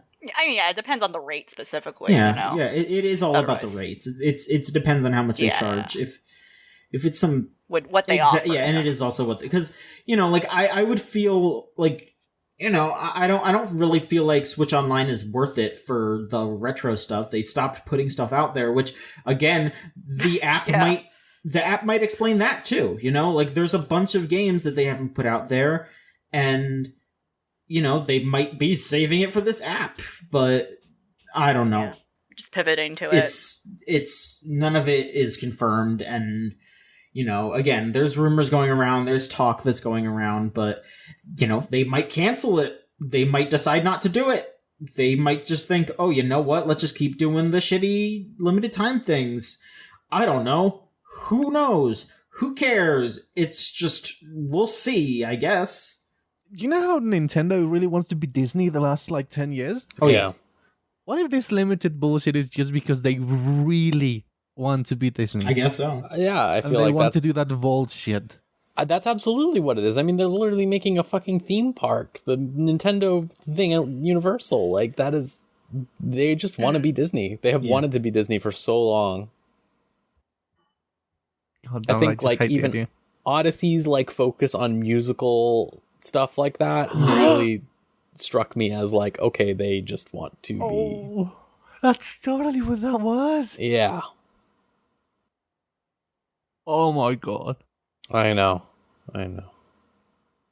Yeah, I think the big difference really is that, you know, their purchasing power, and I think like they in comparatively they don't have that same international reach. I think still, but it's no surprise they kind of want to expand in that way and beyond video games, and I can see it in a sense of like like trying to apply those similar business practices and what they're able to do in games. It's so weird to me because their like ability to re-release things is arguably easier than Disney's is. And like Disney, you know, the reason Disney was able to get big was that whole like swing in the 90s and early 2000s where they re-released like everything on DVDs and digital and stuff like that. You know, and arguably that is why these bad live action things are being made, because there is supposedly that idea that they are trying to renew trademarks on these things, or like, and it really is a tool to resurface interest in the original property, not necessarily the live action film. Like they have so much money they could care less about these films. Nintendo's like so bombing, bad at you know? it. Like they're so like they're so bad at it when it's so easy to just like take that infrastructure from their virtual console to like take the stuff that, you know, even maybe not the stuff that like they don't have the rights to, but they have the rights to plenty of stuff, and it's just like they just leave it there to die. Like Mother 3, like I know people say that a million times, but like man. Yeah, we are. It does make me wonder if that decision to choose that particular Fire Emblem game is because of maybe there is some weird like licensing ownership shenanigans in the background when it comes to the other titles. I don't know. Like that could be a case too, and maybe this had this needed less horsepower to like bring to the forefront. It needed the least effort possible. I mean, they managed to get it translated, so someone had to put that like time to do that. So I don't know. A team had to put the time to do that. It's an NES game, and it probably has like 20 lines of dialogue. That's probably why. It was a Famicom Disk System game, so it had a lot more. Oh, okay, actually, yeah. Okay. No. Back the fuck off, Rose. Don't start shit. All right. Yeah, All right. Marth is a really engaging character because he had the disk drive. That's true, yeah. And at least one cutscene. Yeah, you know, they could... An they intro. had more, they could play more tracks in the music. A few more pixels, a few more bytes. We are like an hour and a half in, so let's try not to be too crazy about stuff. Walker, please talk about some other stuff. I pulled myself away from Genshin because I'm finally running out of things to do, and I decided to play scary games because I used to like scary games a lot when I was younger. Mm-hmm. But I went through that dumb phase when I was like 15 to like 20, when I was like really antisocial and I was really into like scary movies and metal music and like all that stuff. And that kind of like made me invulnerable to like any kind of horror films or games or like... Yeah, I'm there with you. So yeah, like I like them, but I like them because they're kind of cool now, not because they actually scare me in any way. And I decided to play the whole what are they called? Frictional games archive, because I kind of have it from Steam sales. I started from the top because I'm that kind of maniac that plays things in chronological release order. And I started with Penumbra Overture. And again, that game isn't scary because nothing's scary anymore to me. But like the first 3 hours are like all right. Is you play this guy who goes down into ice, like World War II munitions depot or something in Antarctica, because he got a letter from his dead father, which is like the premise of the greatest survival horror game of all time as well, except with a wife. But what really put me off from even the like charm of the ambience is the writing is the worst writing I've seen maybe ever. It's like it really feels like if you commission like a, maybe not like a stupid one, but like a high school student, and you're like, hey, come on, write a horror game. And like it's all like the most basic concepts you could think. Like there's a guy who fell down a well and like he has to survive eating spiders. Man, that's like, the funniest thing to me in the world. It definitely hasn't aged well. It like creepypasta level writing. Yeah. And it's like okay, he has to survive eating spiders. He hears noises. That's kind of fucked up. How is this gonna end? Oh, the final note is the spiders are getting tasty. Like, that's like your twist. He started enjoying the spiders because he went so crazy. Okay, cool. Yeah, like then you find the like, German, like vaguely European guy who talks to you on the radio, and he goes crazy because, of course, he has to be crazy. As you do. Yeah, his dialogue is all like he randomly shouts ominous things like, "You can't enter the sealed pits of darkness." Well, you can't. Yeah. Well, you can't. Like the writing of that game is so bad. And then I got to this area, like I progressed to the first series of puzzles, which were all right. Like it was all very linear. Like sometimes I would just go down a room and not even know what I was in that room for because I'm very clueless. But like I would just go down the only corridor and like eventually I would stumble into what I was supposed to do. And eventually I turned on the lights and I got a pickaxe or like an ice pick or something. And I was able to fight against the wolves that were killing me the entire game before that. And I was like, well, I'm talking to someone now, and there are lights, and I can kill the monsters, and the writing is really bad. So I don't know why I'm playing this anymore. So I stopped. And that game isn't very good. Well, let me tell you, I enjoyed the first Amnesia when it came out. I was probably at this, same thing you said earlier, where I was just like playing a lot of horror stuff. And then, I really did not like that second one, but I have a bit of a bias against its developer, since that one was made by a separate developer. So I was like, the Chinese from. Yeah. And I was really excited for Soma. And then I hate Soma a lot, personally. So I just think that they're not good. I don't know. That's my take on them now. After seeing a lot of stuff from the new Amnesia where it's like press X to check on your baby bump and stuff like that. I've been very questionable about the quality of. That's a new one. That is a new one, isn't it? Press X to check your baby. You know, I'm not directly opposed against something like that, but it is definitely the framing. Oh my gosh! Wow. Yeah. Wow. But yeah, the penumbra thing, he's saying like the first few hours are okay. I was like, yeah. And then like, that's exactly how I felt about it when I played it a few years ago. I'm still gonna try and play the rest of them because the other ones are really better. Yeah. No, I mean the rest of the game. I'm done with bloody Penumbra. Like the third game is so shit. Why would I play the sequels? Yeah, I mean, because you'd think that they learned. Did they? I'm not saying that honestly. No, I don't know. I don't think so. I think Amnesia 1 is still, I think, my favorite of theirs that they did. Like, where I can look at it and I go, they had a design philosophy, they had ideas, they accomplished them. I mean, that's the famous one. It doesn't that have a sanity meter? Yes.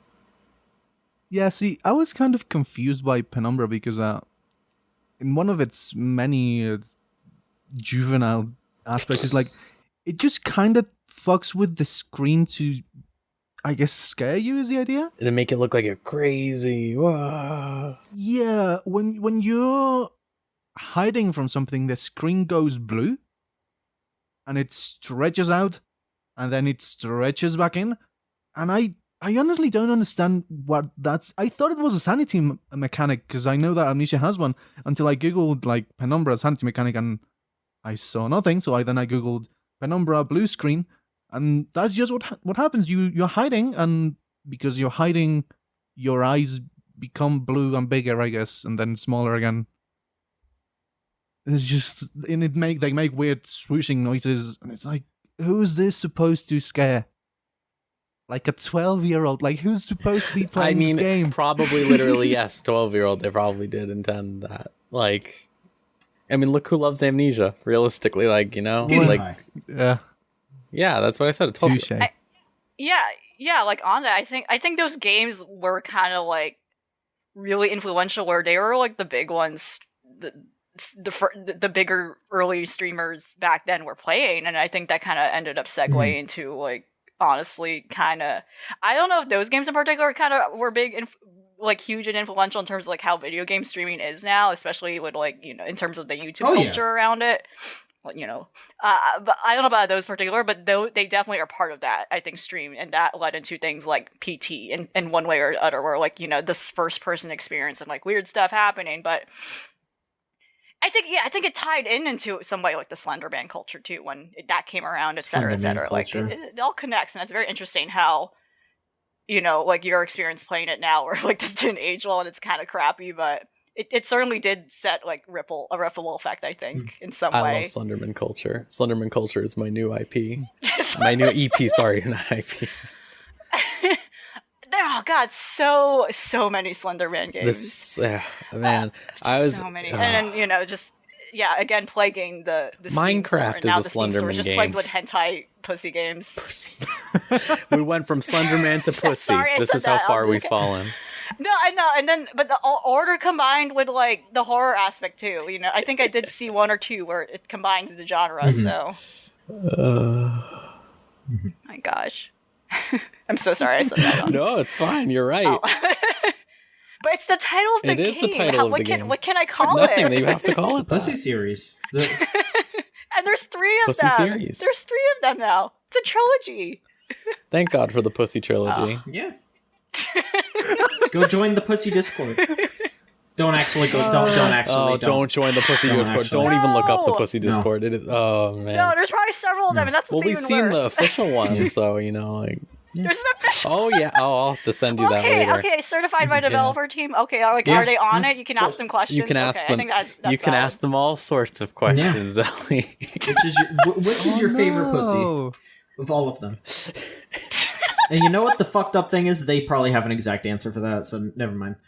Yeah. Do you think servers like that even bother having a separate like NSFW channel, or are they just they're like just wild like, fucking animals. lawless? They don't care. Yeah. All right. LV, is there anything else you want to talk about? No, nothing really pressing, Okay. to be honest. Rose? Even though it seems like I had something to say, but no, Rose, honestly, no. Yeah, sure. There's a couple things. So first of all, they patched Spelunky 2. I reviewed that on the site. The review's up there. It is. Most of my complaints still stand, so I am still morally correct. I have not been outdone because they put out that patch and the notes the day that I put the review out. I thought they were going to outdo me. They did not. I complained about in my review that the first areas were really hard. They made them slightly less hard, but they still really suck. So not much has changed. They just lowered the amount of moles, I guess, or something that appear. The moles were not even the biggest problem. So, but they did a couple other things throughout the game, like fixed a bunch of crashes. Let me tell you how disheartening it was to see people doing the big end game stuff for that and getting like really close to the end, which is like this really brutal gauntlet that goes on for 99 levels, and the game would just crash after like halfway through. Oh, no. Yeah, so they fixed that, which is good. And then they also fixed a couple other things to just be more visible and easy to understand, which that's good.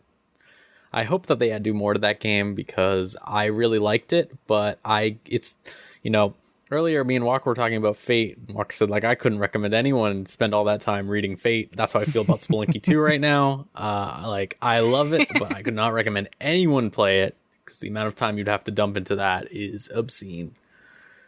What else? I tried to pick up DMC4 Special Edition again because Virgil's coming out in a couple weeks for DMC5. And I was like, I want to play Virgil now. And I didn't actually want to play Virgil now because DMC4 Special Edition feels like a game for cavemen now. Everything's just really stiff. It does not run very well. It runs fine, but it looks like a game from the year that it is from. So comparing that to DMC5, which looks like real life, is a little hard. I'm definitely excited to play Virgil in the new one.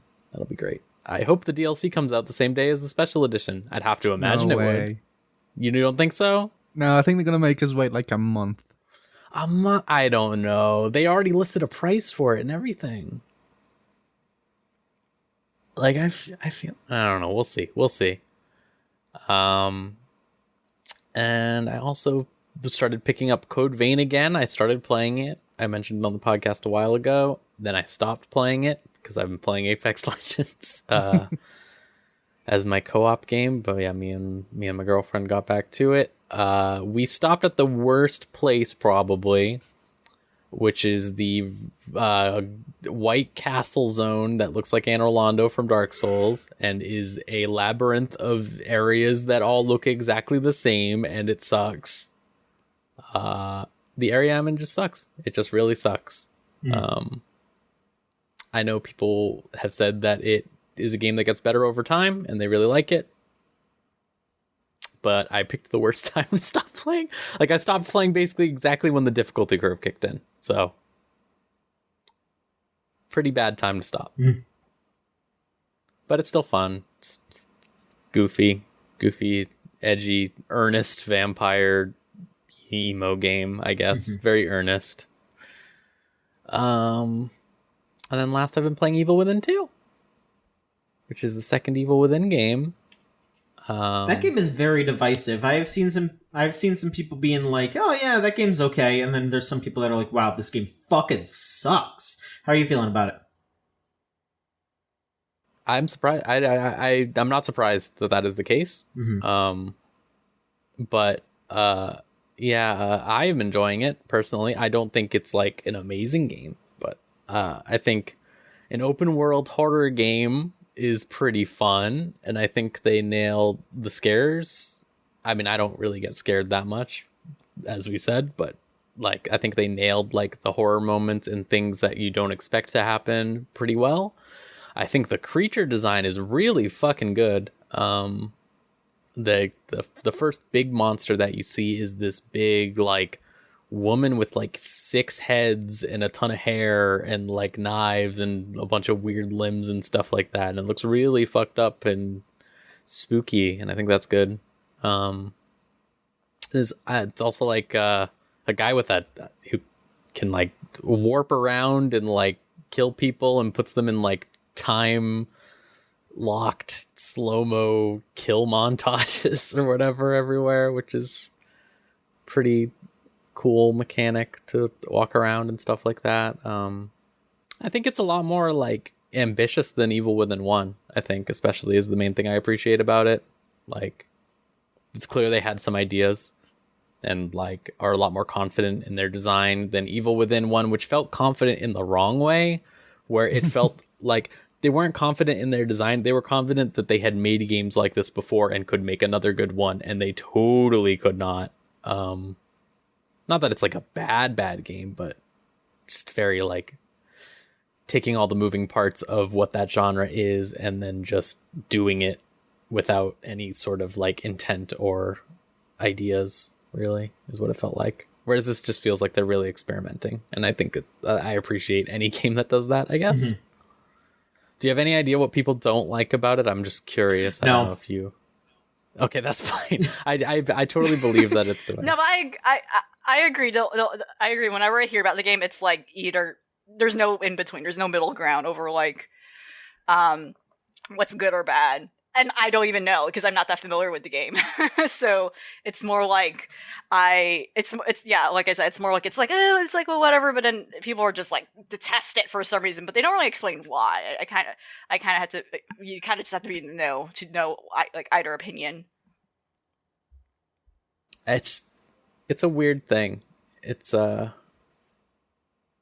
think I'm interested to see how I feel about it as it goes on, but I feel like maybe I'm just irony fucked up in my brain to a specific degree, where like when he does stupid shit, like walks into a scene and goes, "What the heck? This is fucked." I am like, this is the funniest thing I've seen in my life. This is great. I love seeing this every time. Whereas like another person might be like, "Oh yeah, you're doing this again. Oh, how amateurs," or something. I'm just like, yeah, there he goes again, that fucking guy.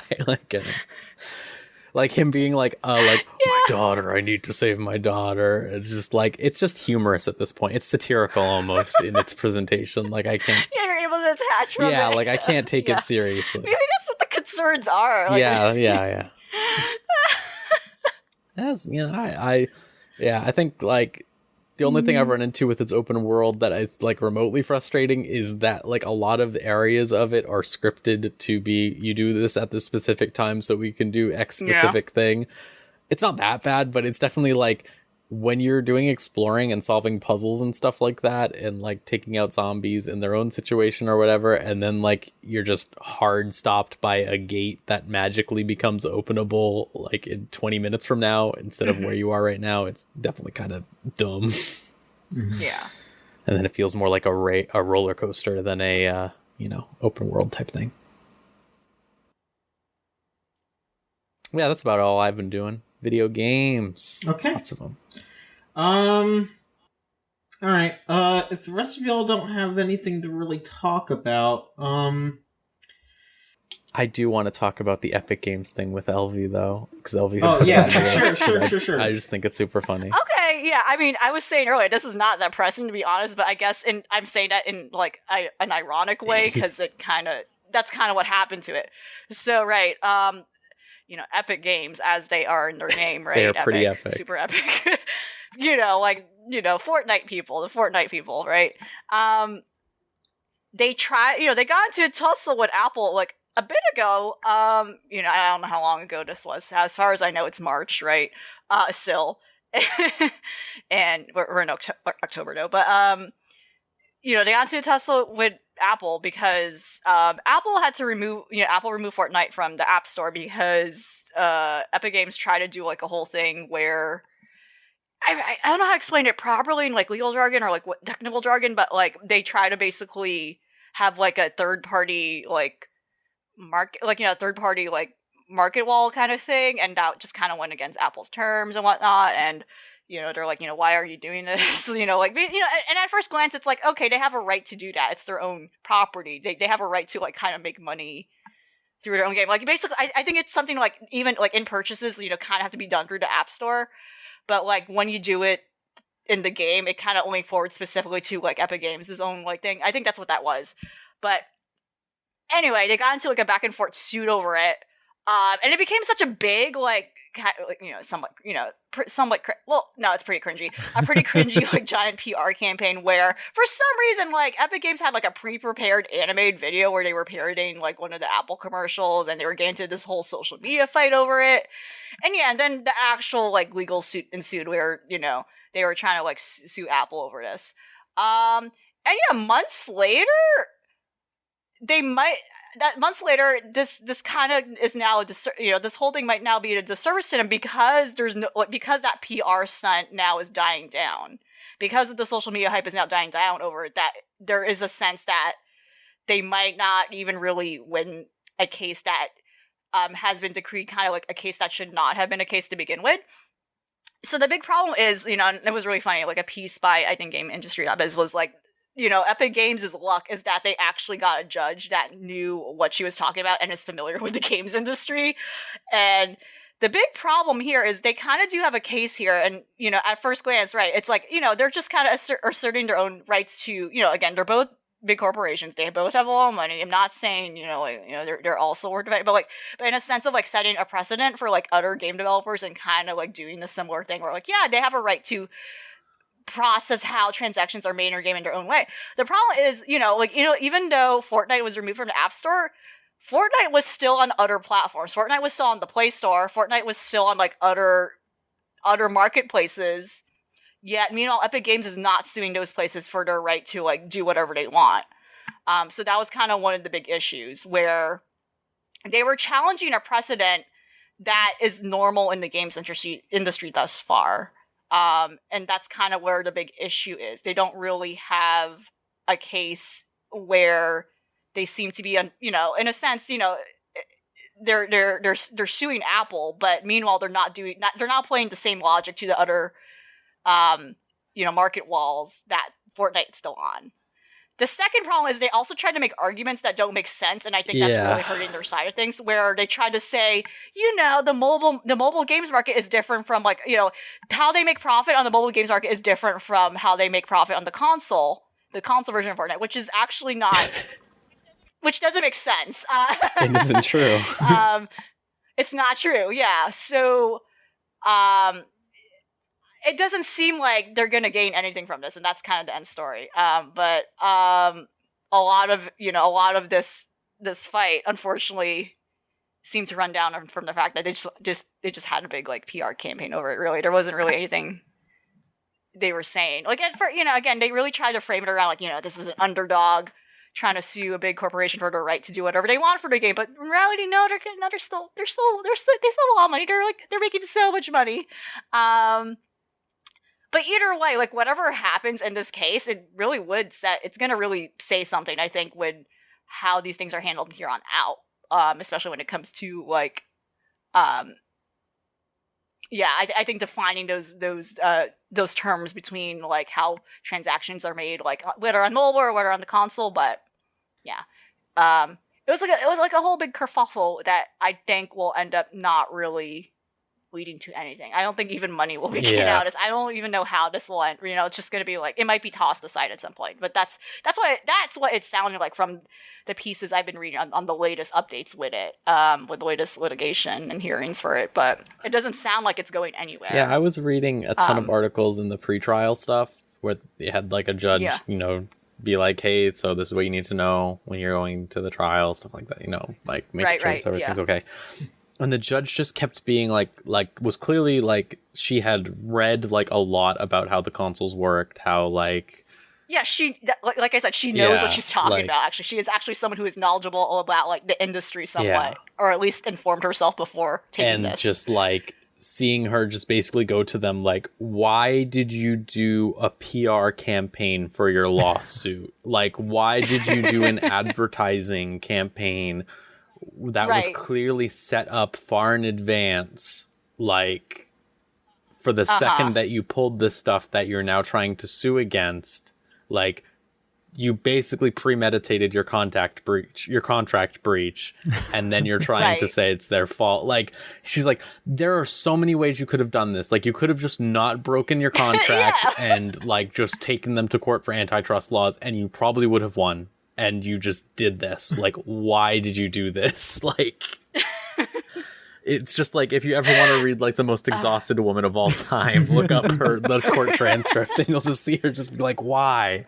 Right. Yeah. That's the big. Yeah. That's the core problem. This was like planned. Like, this wasn't an underdog being undermined thing. By like. But did they give her an answer? Like, what the fuck? They were just like, we're sorry. Like, they just like, we have a good point. Like, we don't care. Like, it is in our interest. Like, they have their lawyers talk or whatever like that. And Tim Sweeney keeps coming out and shoving his head up his ass. I don't know, on publicly, as he's wont to do. Man, Fortnite sucks. Yeah. That's that. It's just okay. Yeah. Yeah, I just wanted to, because that is like insane, because I remember people being like, this is going to be a big deal. And then now it's just like this judge like crying to herself, like, oh, I have to fucking go there and deal with this. It's just embarrassing. Like, it's just embarrassing. It could have been like led to an interesting discussion to like other things. Yeah. Like, again, like I said, for like even smaller developers, this could be, but no, this is like just a waste of time as just to campaign a game that already is doing well, that didn't need any more public campaigning. The chances of like people making changes for this stuff, like, it's just yeah, it sucks. All right, well, thank you so much for the update. Let's move on to questions. If you want to send in a question, go to videogamechoochoo.tumblr.com/ask. You'll sound like these folks right here.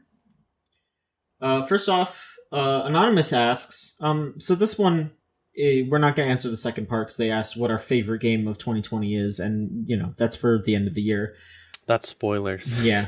But, oh yeah, spoilers. What game of 2020 do you feel summarizes the year? In a good way or a bad way? It's up to interpretation, I guess. And I mean, there's a good way to summarize 2020.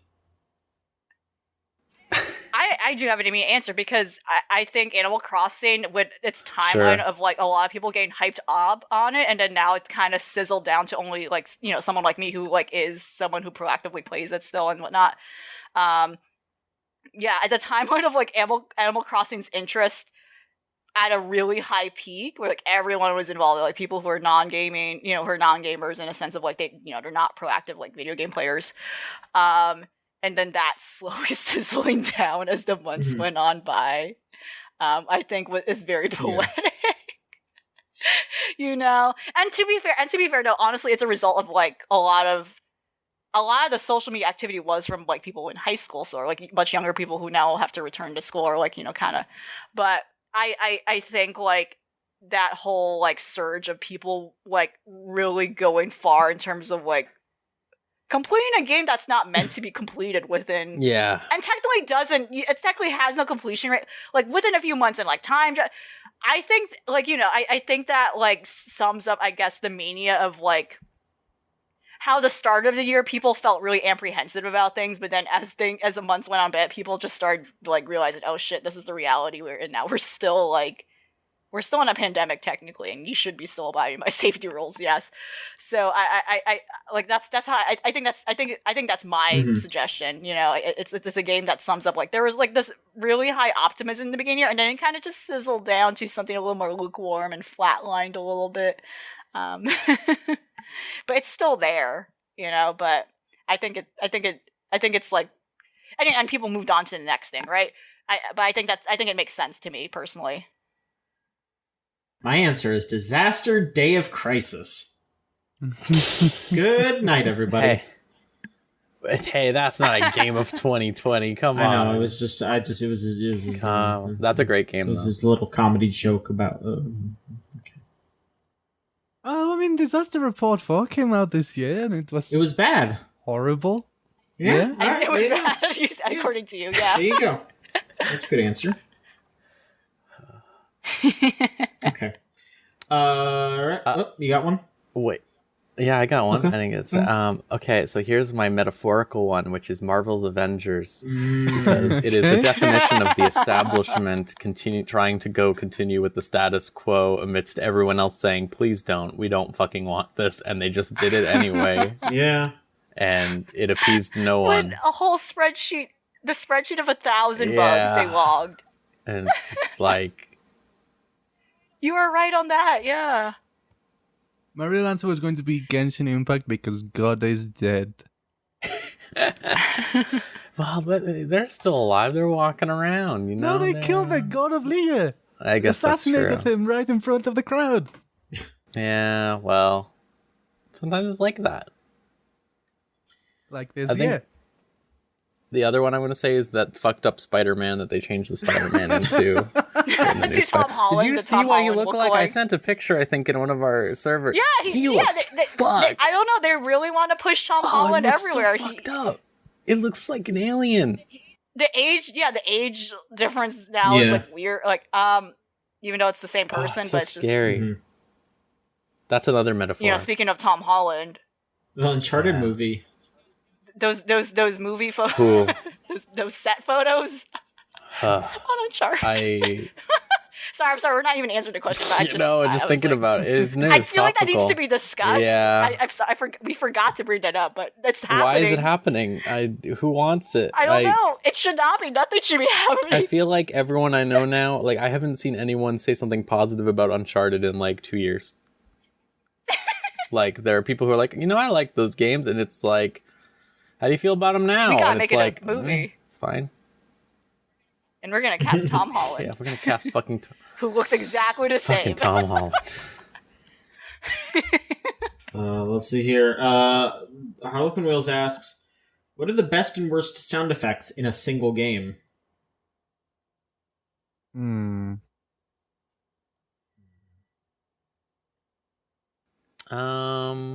Like, it has to be in the same game. The best and worst are those two. Sound effects specifically. Alright, I'm sniping Walker and I'm going to do No More Heroes. Definitely the beam katana filling up is the best sound effect. Yeah, it's good. I love that shit. And then the worst sound effect is anytime that you hear a gun. Yeah.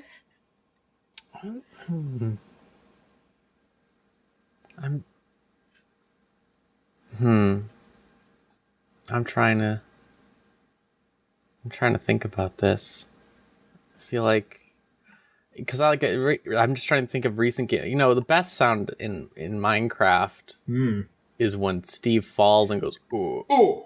That's the best sound ever in any video game. Yeah. I'm trying to think of what the worst sound in Minecraft is, though. The bats are pretty bad. I love bats, but I don't like hearing it. Or the spider noise? Or the creeper? Maybe, actually. The monsters are really uncomfortable. Well, I guess the creeper's that's the iconic, I think it's fine. Like, it's very, it is, but iconic to it. But, like, the Spider-Man's like, and it just keeps going forever underground crawls somewhere where you don't know. And it's just like, I don't want to hear this. Stop making me hear it, please. Yeah. You know what was, like, really wild? And, it just kind of tells me, like, how separate I am from gaming culture at times. Is, like, I remember, I watched some, like, reactions to the Steve reveal in Smash. And, like, I remember I caught on kind of quick just because, like, I saw the blocks and I was like, okay, yeah, it's Steve. But it was really funny watching somebody react who was really into Minecraft, and they realized it when they heard, like, the sound of the spider in the background, because, like, they have, like, all the monsters, like, they heard the spider sound, they're like, oh, it's Steve, and I was like, I didn't hear anything, but okay. Like,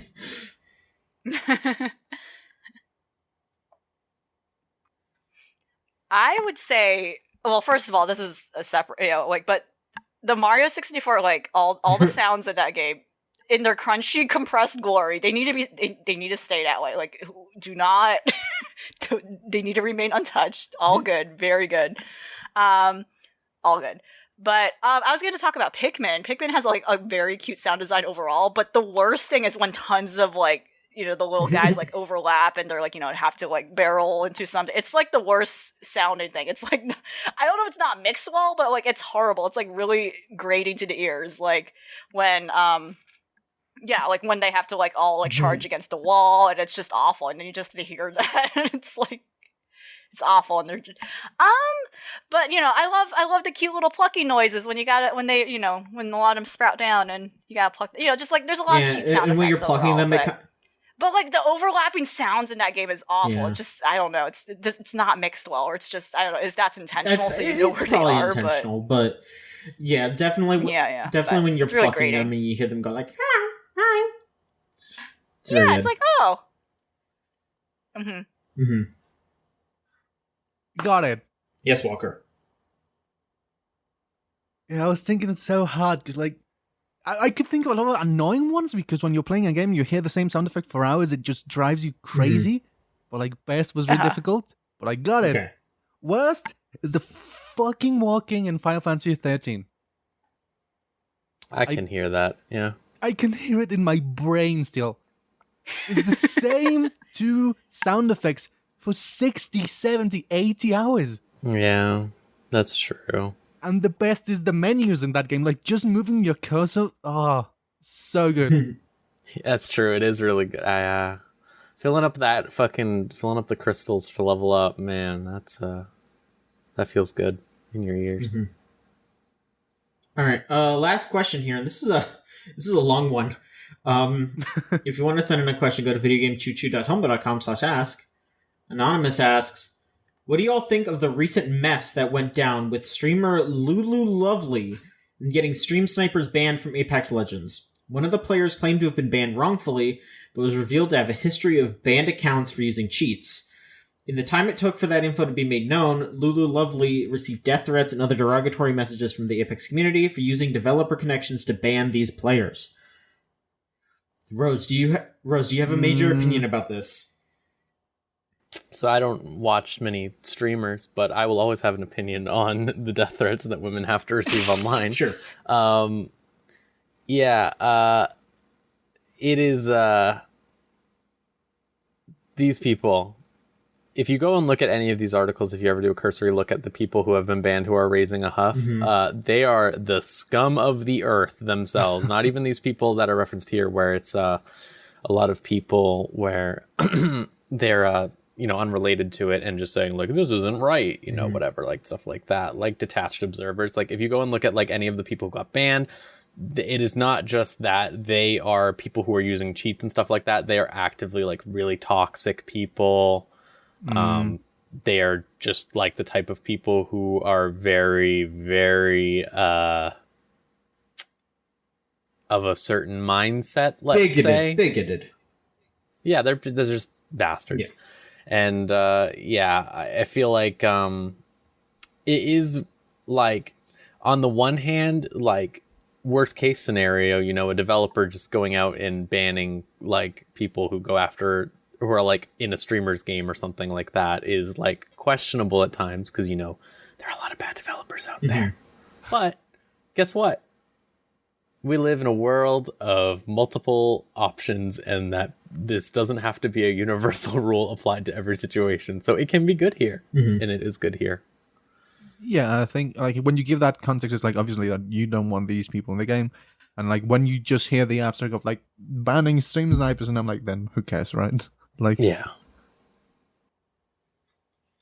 Yeah, it's, it probably didn't get banned just because they were stream snipers, like, and if you, I don't know, I do think you should get in trouble if you're just like, if you're like quote unquote smurfing on somebody's game, if they're a streamer or not, if you're fucking over someone else's gameplay, you should get punished for that. But, if you look up this person who's doing the stream sniping and it's like, oh, they're also saying like homophobic and misogynistic things and being a shithead constantly, then yeah, ban them. Who fucking cares? They're making the game worse, and if it was because a streamer called them out, then okay, yeah, sure, like that's good. She should use her power to do something about it. Like, I think that's a good thing. It's not just like a favoritism thing. It's just, sometimes complaints fall through the cracks, and if someone's going to use their power to say, hey, people like me, people who are getting harassed deserve to be heard, that's important. But I mean, I don't know Lulu Lovely. I don't know if she's really doing that. I don't know. There's layers to this. There's a lot of layers to this, but at the end of the day, the answer I feel like we should all just land upon is, who cares that these bastards got banned? You know, fuck them. And also, women don't deserve to get harassed because they're women. Yeah, like, don't be shitty to people. Yeah. Yeah, like, the trade-off here is, like, okay, like, so the reaction to, like, some people not being able to play a video game is to say they're going to kill a woman. Like, yeah, that's a great sign of what's going on. That's great. That's awesome. Right, like, her relationship, whether or not, like, she has, like, ties with the developer or whatnot, is, like, a completely separate issue, I think, from, what ultimately the outcome is, from what it sounds like. Again, I'm also someone who's not familiar with, like, what the situation is whatsoever, but from what it sounds like all of you said, like, if you're in that position where I guess you can use that for good and to, like, defend yourself, like, justifiably, then I think you do have a right to do that, especially if it is indeed clearing the house in, like, a good way that would also set a precedent in protecting other people, you know? Like just because you know, again, like, I don't know, like, whatever, you know, if there's, like, nepotism or so. But ultimately, at hand, if the situation specifically is, like, bad, and this is just someone trying to defend themselves, and, like, actually going by the rules at play, and, like, what is, like, actual, like, site policy, what is the platform's policy, then there is nothing wrong with that. And ultimately, if, yeah, like I said, if, like you all said, if the outcome is, it is actually, like, something, like, under normal circumstances, it is just doing what it is, you know, getting rid of people who are breaking the rules and being, you know, belligerent to other people, then, you know, it is what it is. The other issue, whether or not she has, like, you know, some sort of connection or relationship with, like, the developer or whatever, is a totally separate thing. What also has happened is she actually, like, went out of her way when the dude made a Reddit thread, the main dude that got banned, the first one or whatever. Right. She went out of her way to, like, send the thread to Respawn or whatever and say, I'll try to get this cleared up. I'm so sorry, or whatever, like that. Right. And literally Respawn immediately was like, yeah, so no.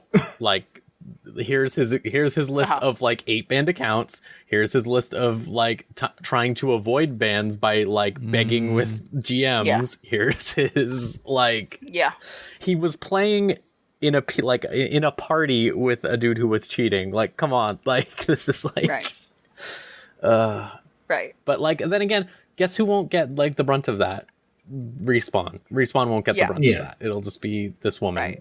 Like, sucks. Sucks ass. It sucks ass. If only there were more systems in place on platforms like Twitch, for example, that would help the people who are streaming. That whole DMCA thing's happening right now, too. So great Twitch stuff. Just great. Really good at protecting the people that keep the platform alive. Lights on. Yep. All right. Well, that's a bit of a downer to end on, but, you know. Yeah, that's fine. Yeah. Well, well, opposite case, the Stadia man who made, like, really bad opinions about, like, streamers owing, like, he definitely got fired. No, he definitely got fired. I think he got fired because it's not on his profile anymore. But anyway, that's funny. So at least. But regardless, I don't know what that means for Stadia. But well, he doesn't. Nothing. So the big thing with him, LV, was that he didn't actually work for Stadia. He was that's what's even funnier. Like he was a independent studio working under Google. Like the audacity of a man to refer to himself as Stadia creative, like the director. Like what, man? What a man! What a champ! I aspire for that confidence, yeah. Yeah, have that much confidence, but be normal about it, and, you know. Yeah, be for good reasons, yeah. All right, well, that should do it for this week's show. Thank you 3 for being on with me. Of course, if you want to continue to follow Video Game Choo Choo, we have a Twitter, @VGChooChoo. We have our Tumblr account, videogamechoochoo.tumblr.com. We have a Discord server, which is thegamezone.zone. You type that into your web browser, and it'll bring you straight there. We have Hangouts pretty much every night. We have all kinds of just dumb shenanigans going on. We play games. We watch videos. We do all kinds of just heinous shit 24/7. It's a great place to be. Of course, we have to shout out our Patreon, patreon.com/VGCC.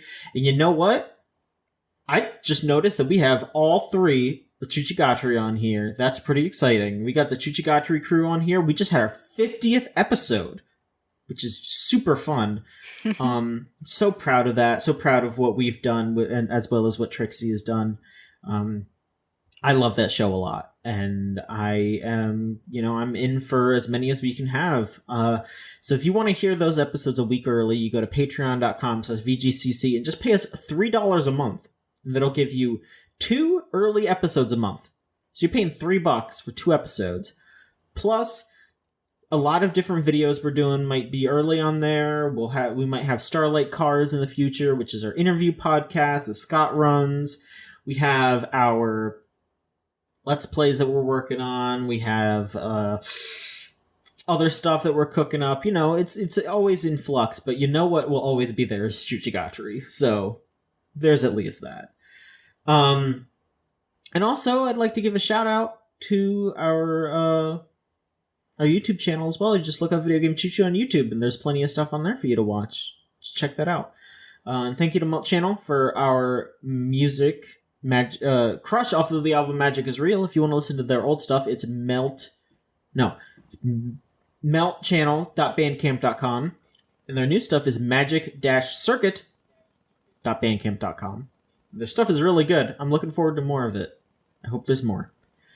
And that should be it. Where can we find you on the internet, LV? At Twitter, LVMAEPARIN. Okay. Yeah. Walker, how about yourself? I'm on Twitter at punkbuffet.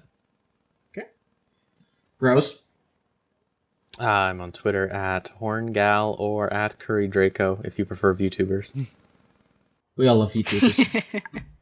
How's your VTuber career going, Rose? How are the streams? It's going. I do maybe 2 a week. I want to do more, probably, because that's probably better. But I've been having fun. Okay. Yeah, I've been trying out some new I've been trying a bunch of different software because Face Rig's doing some shit now. But the new software's not great, so I'm just sticking with Face Rig. Okay. Well, I hope it keeps working out for you. If anyone has any advice out there, let me know. Yeah, any other VTubers out there, please help Rose. You're doing a great job, though. Thank you. You can find me on Twitter at JOHN_MICHONSKI. And that's it. Thank you so much for listening, and we'll be back with another episode of the Video Game Choo-Choo podcast. So long!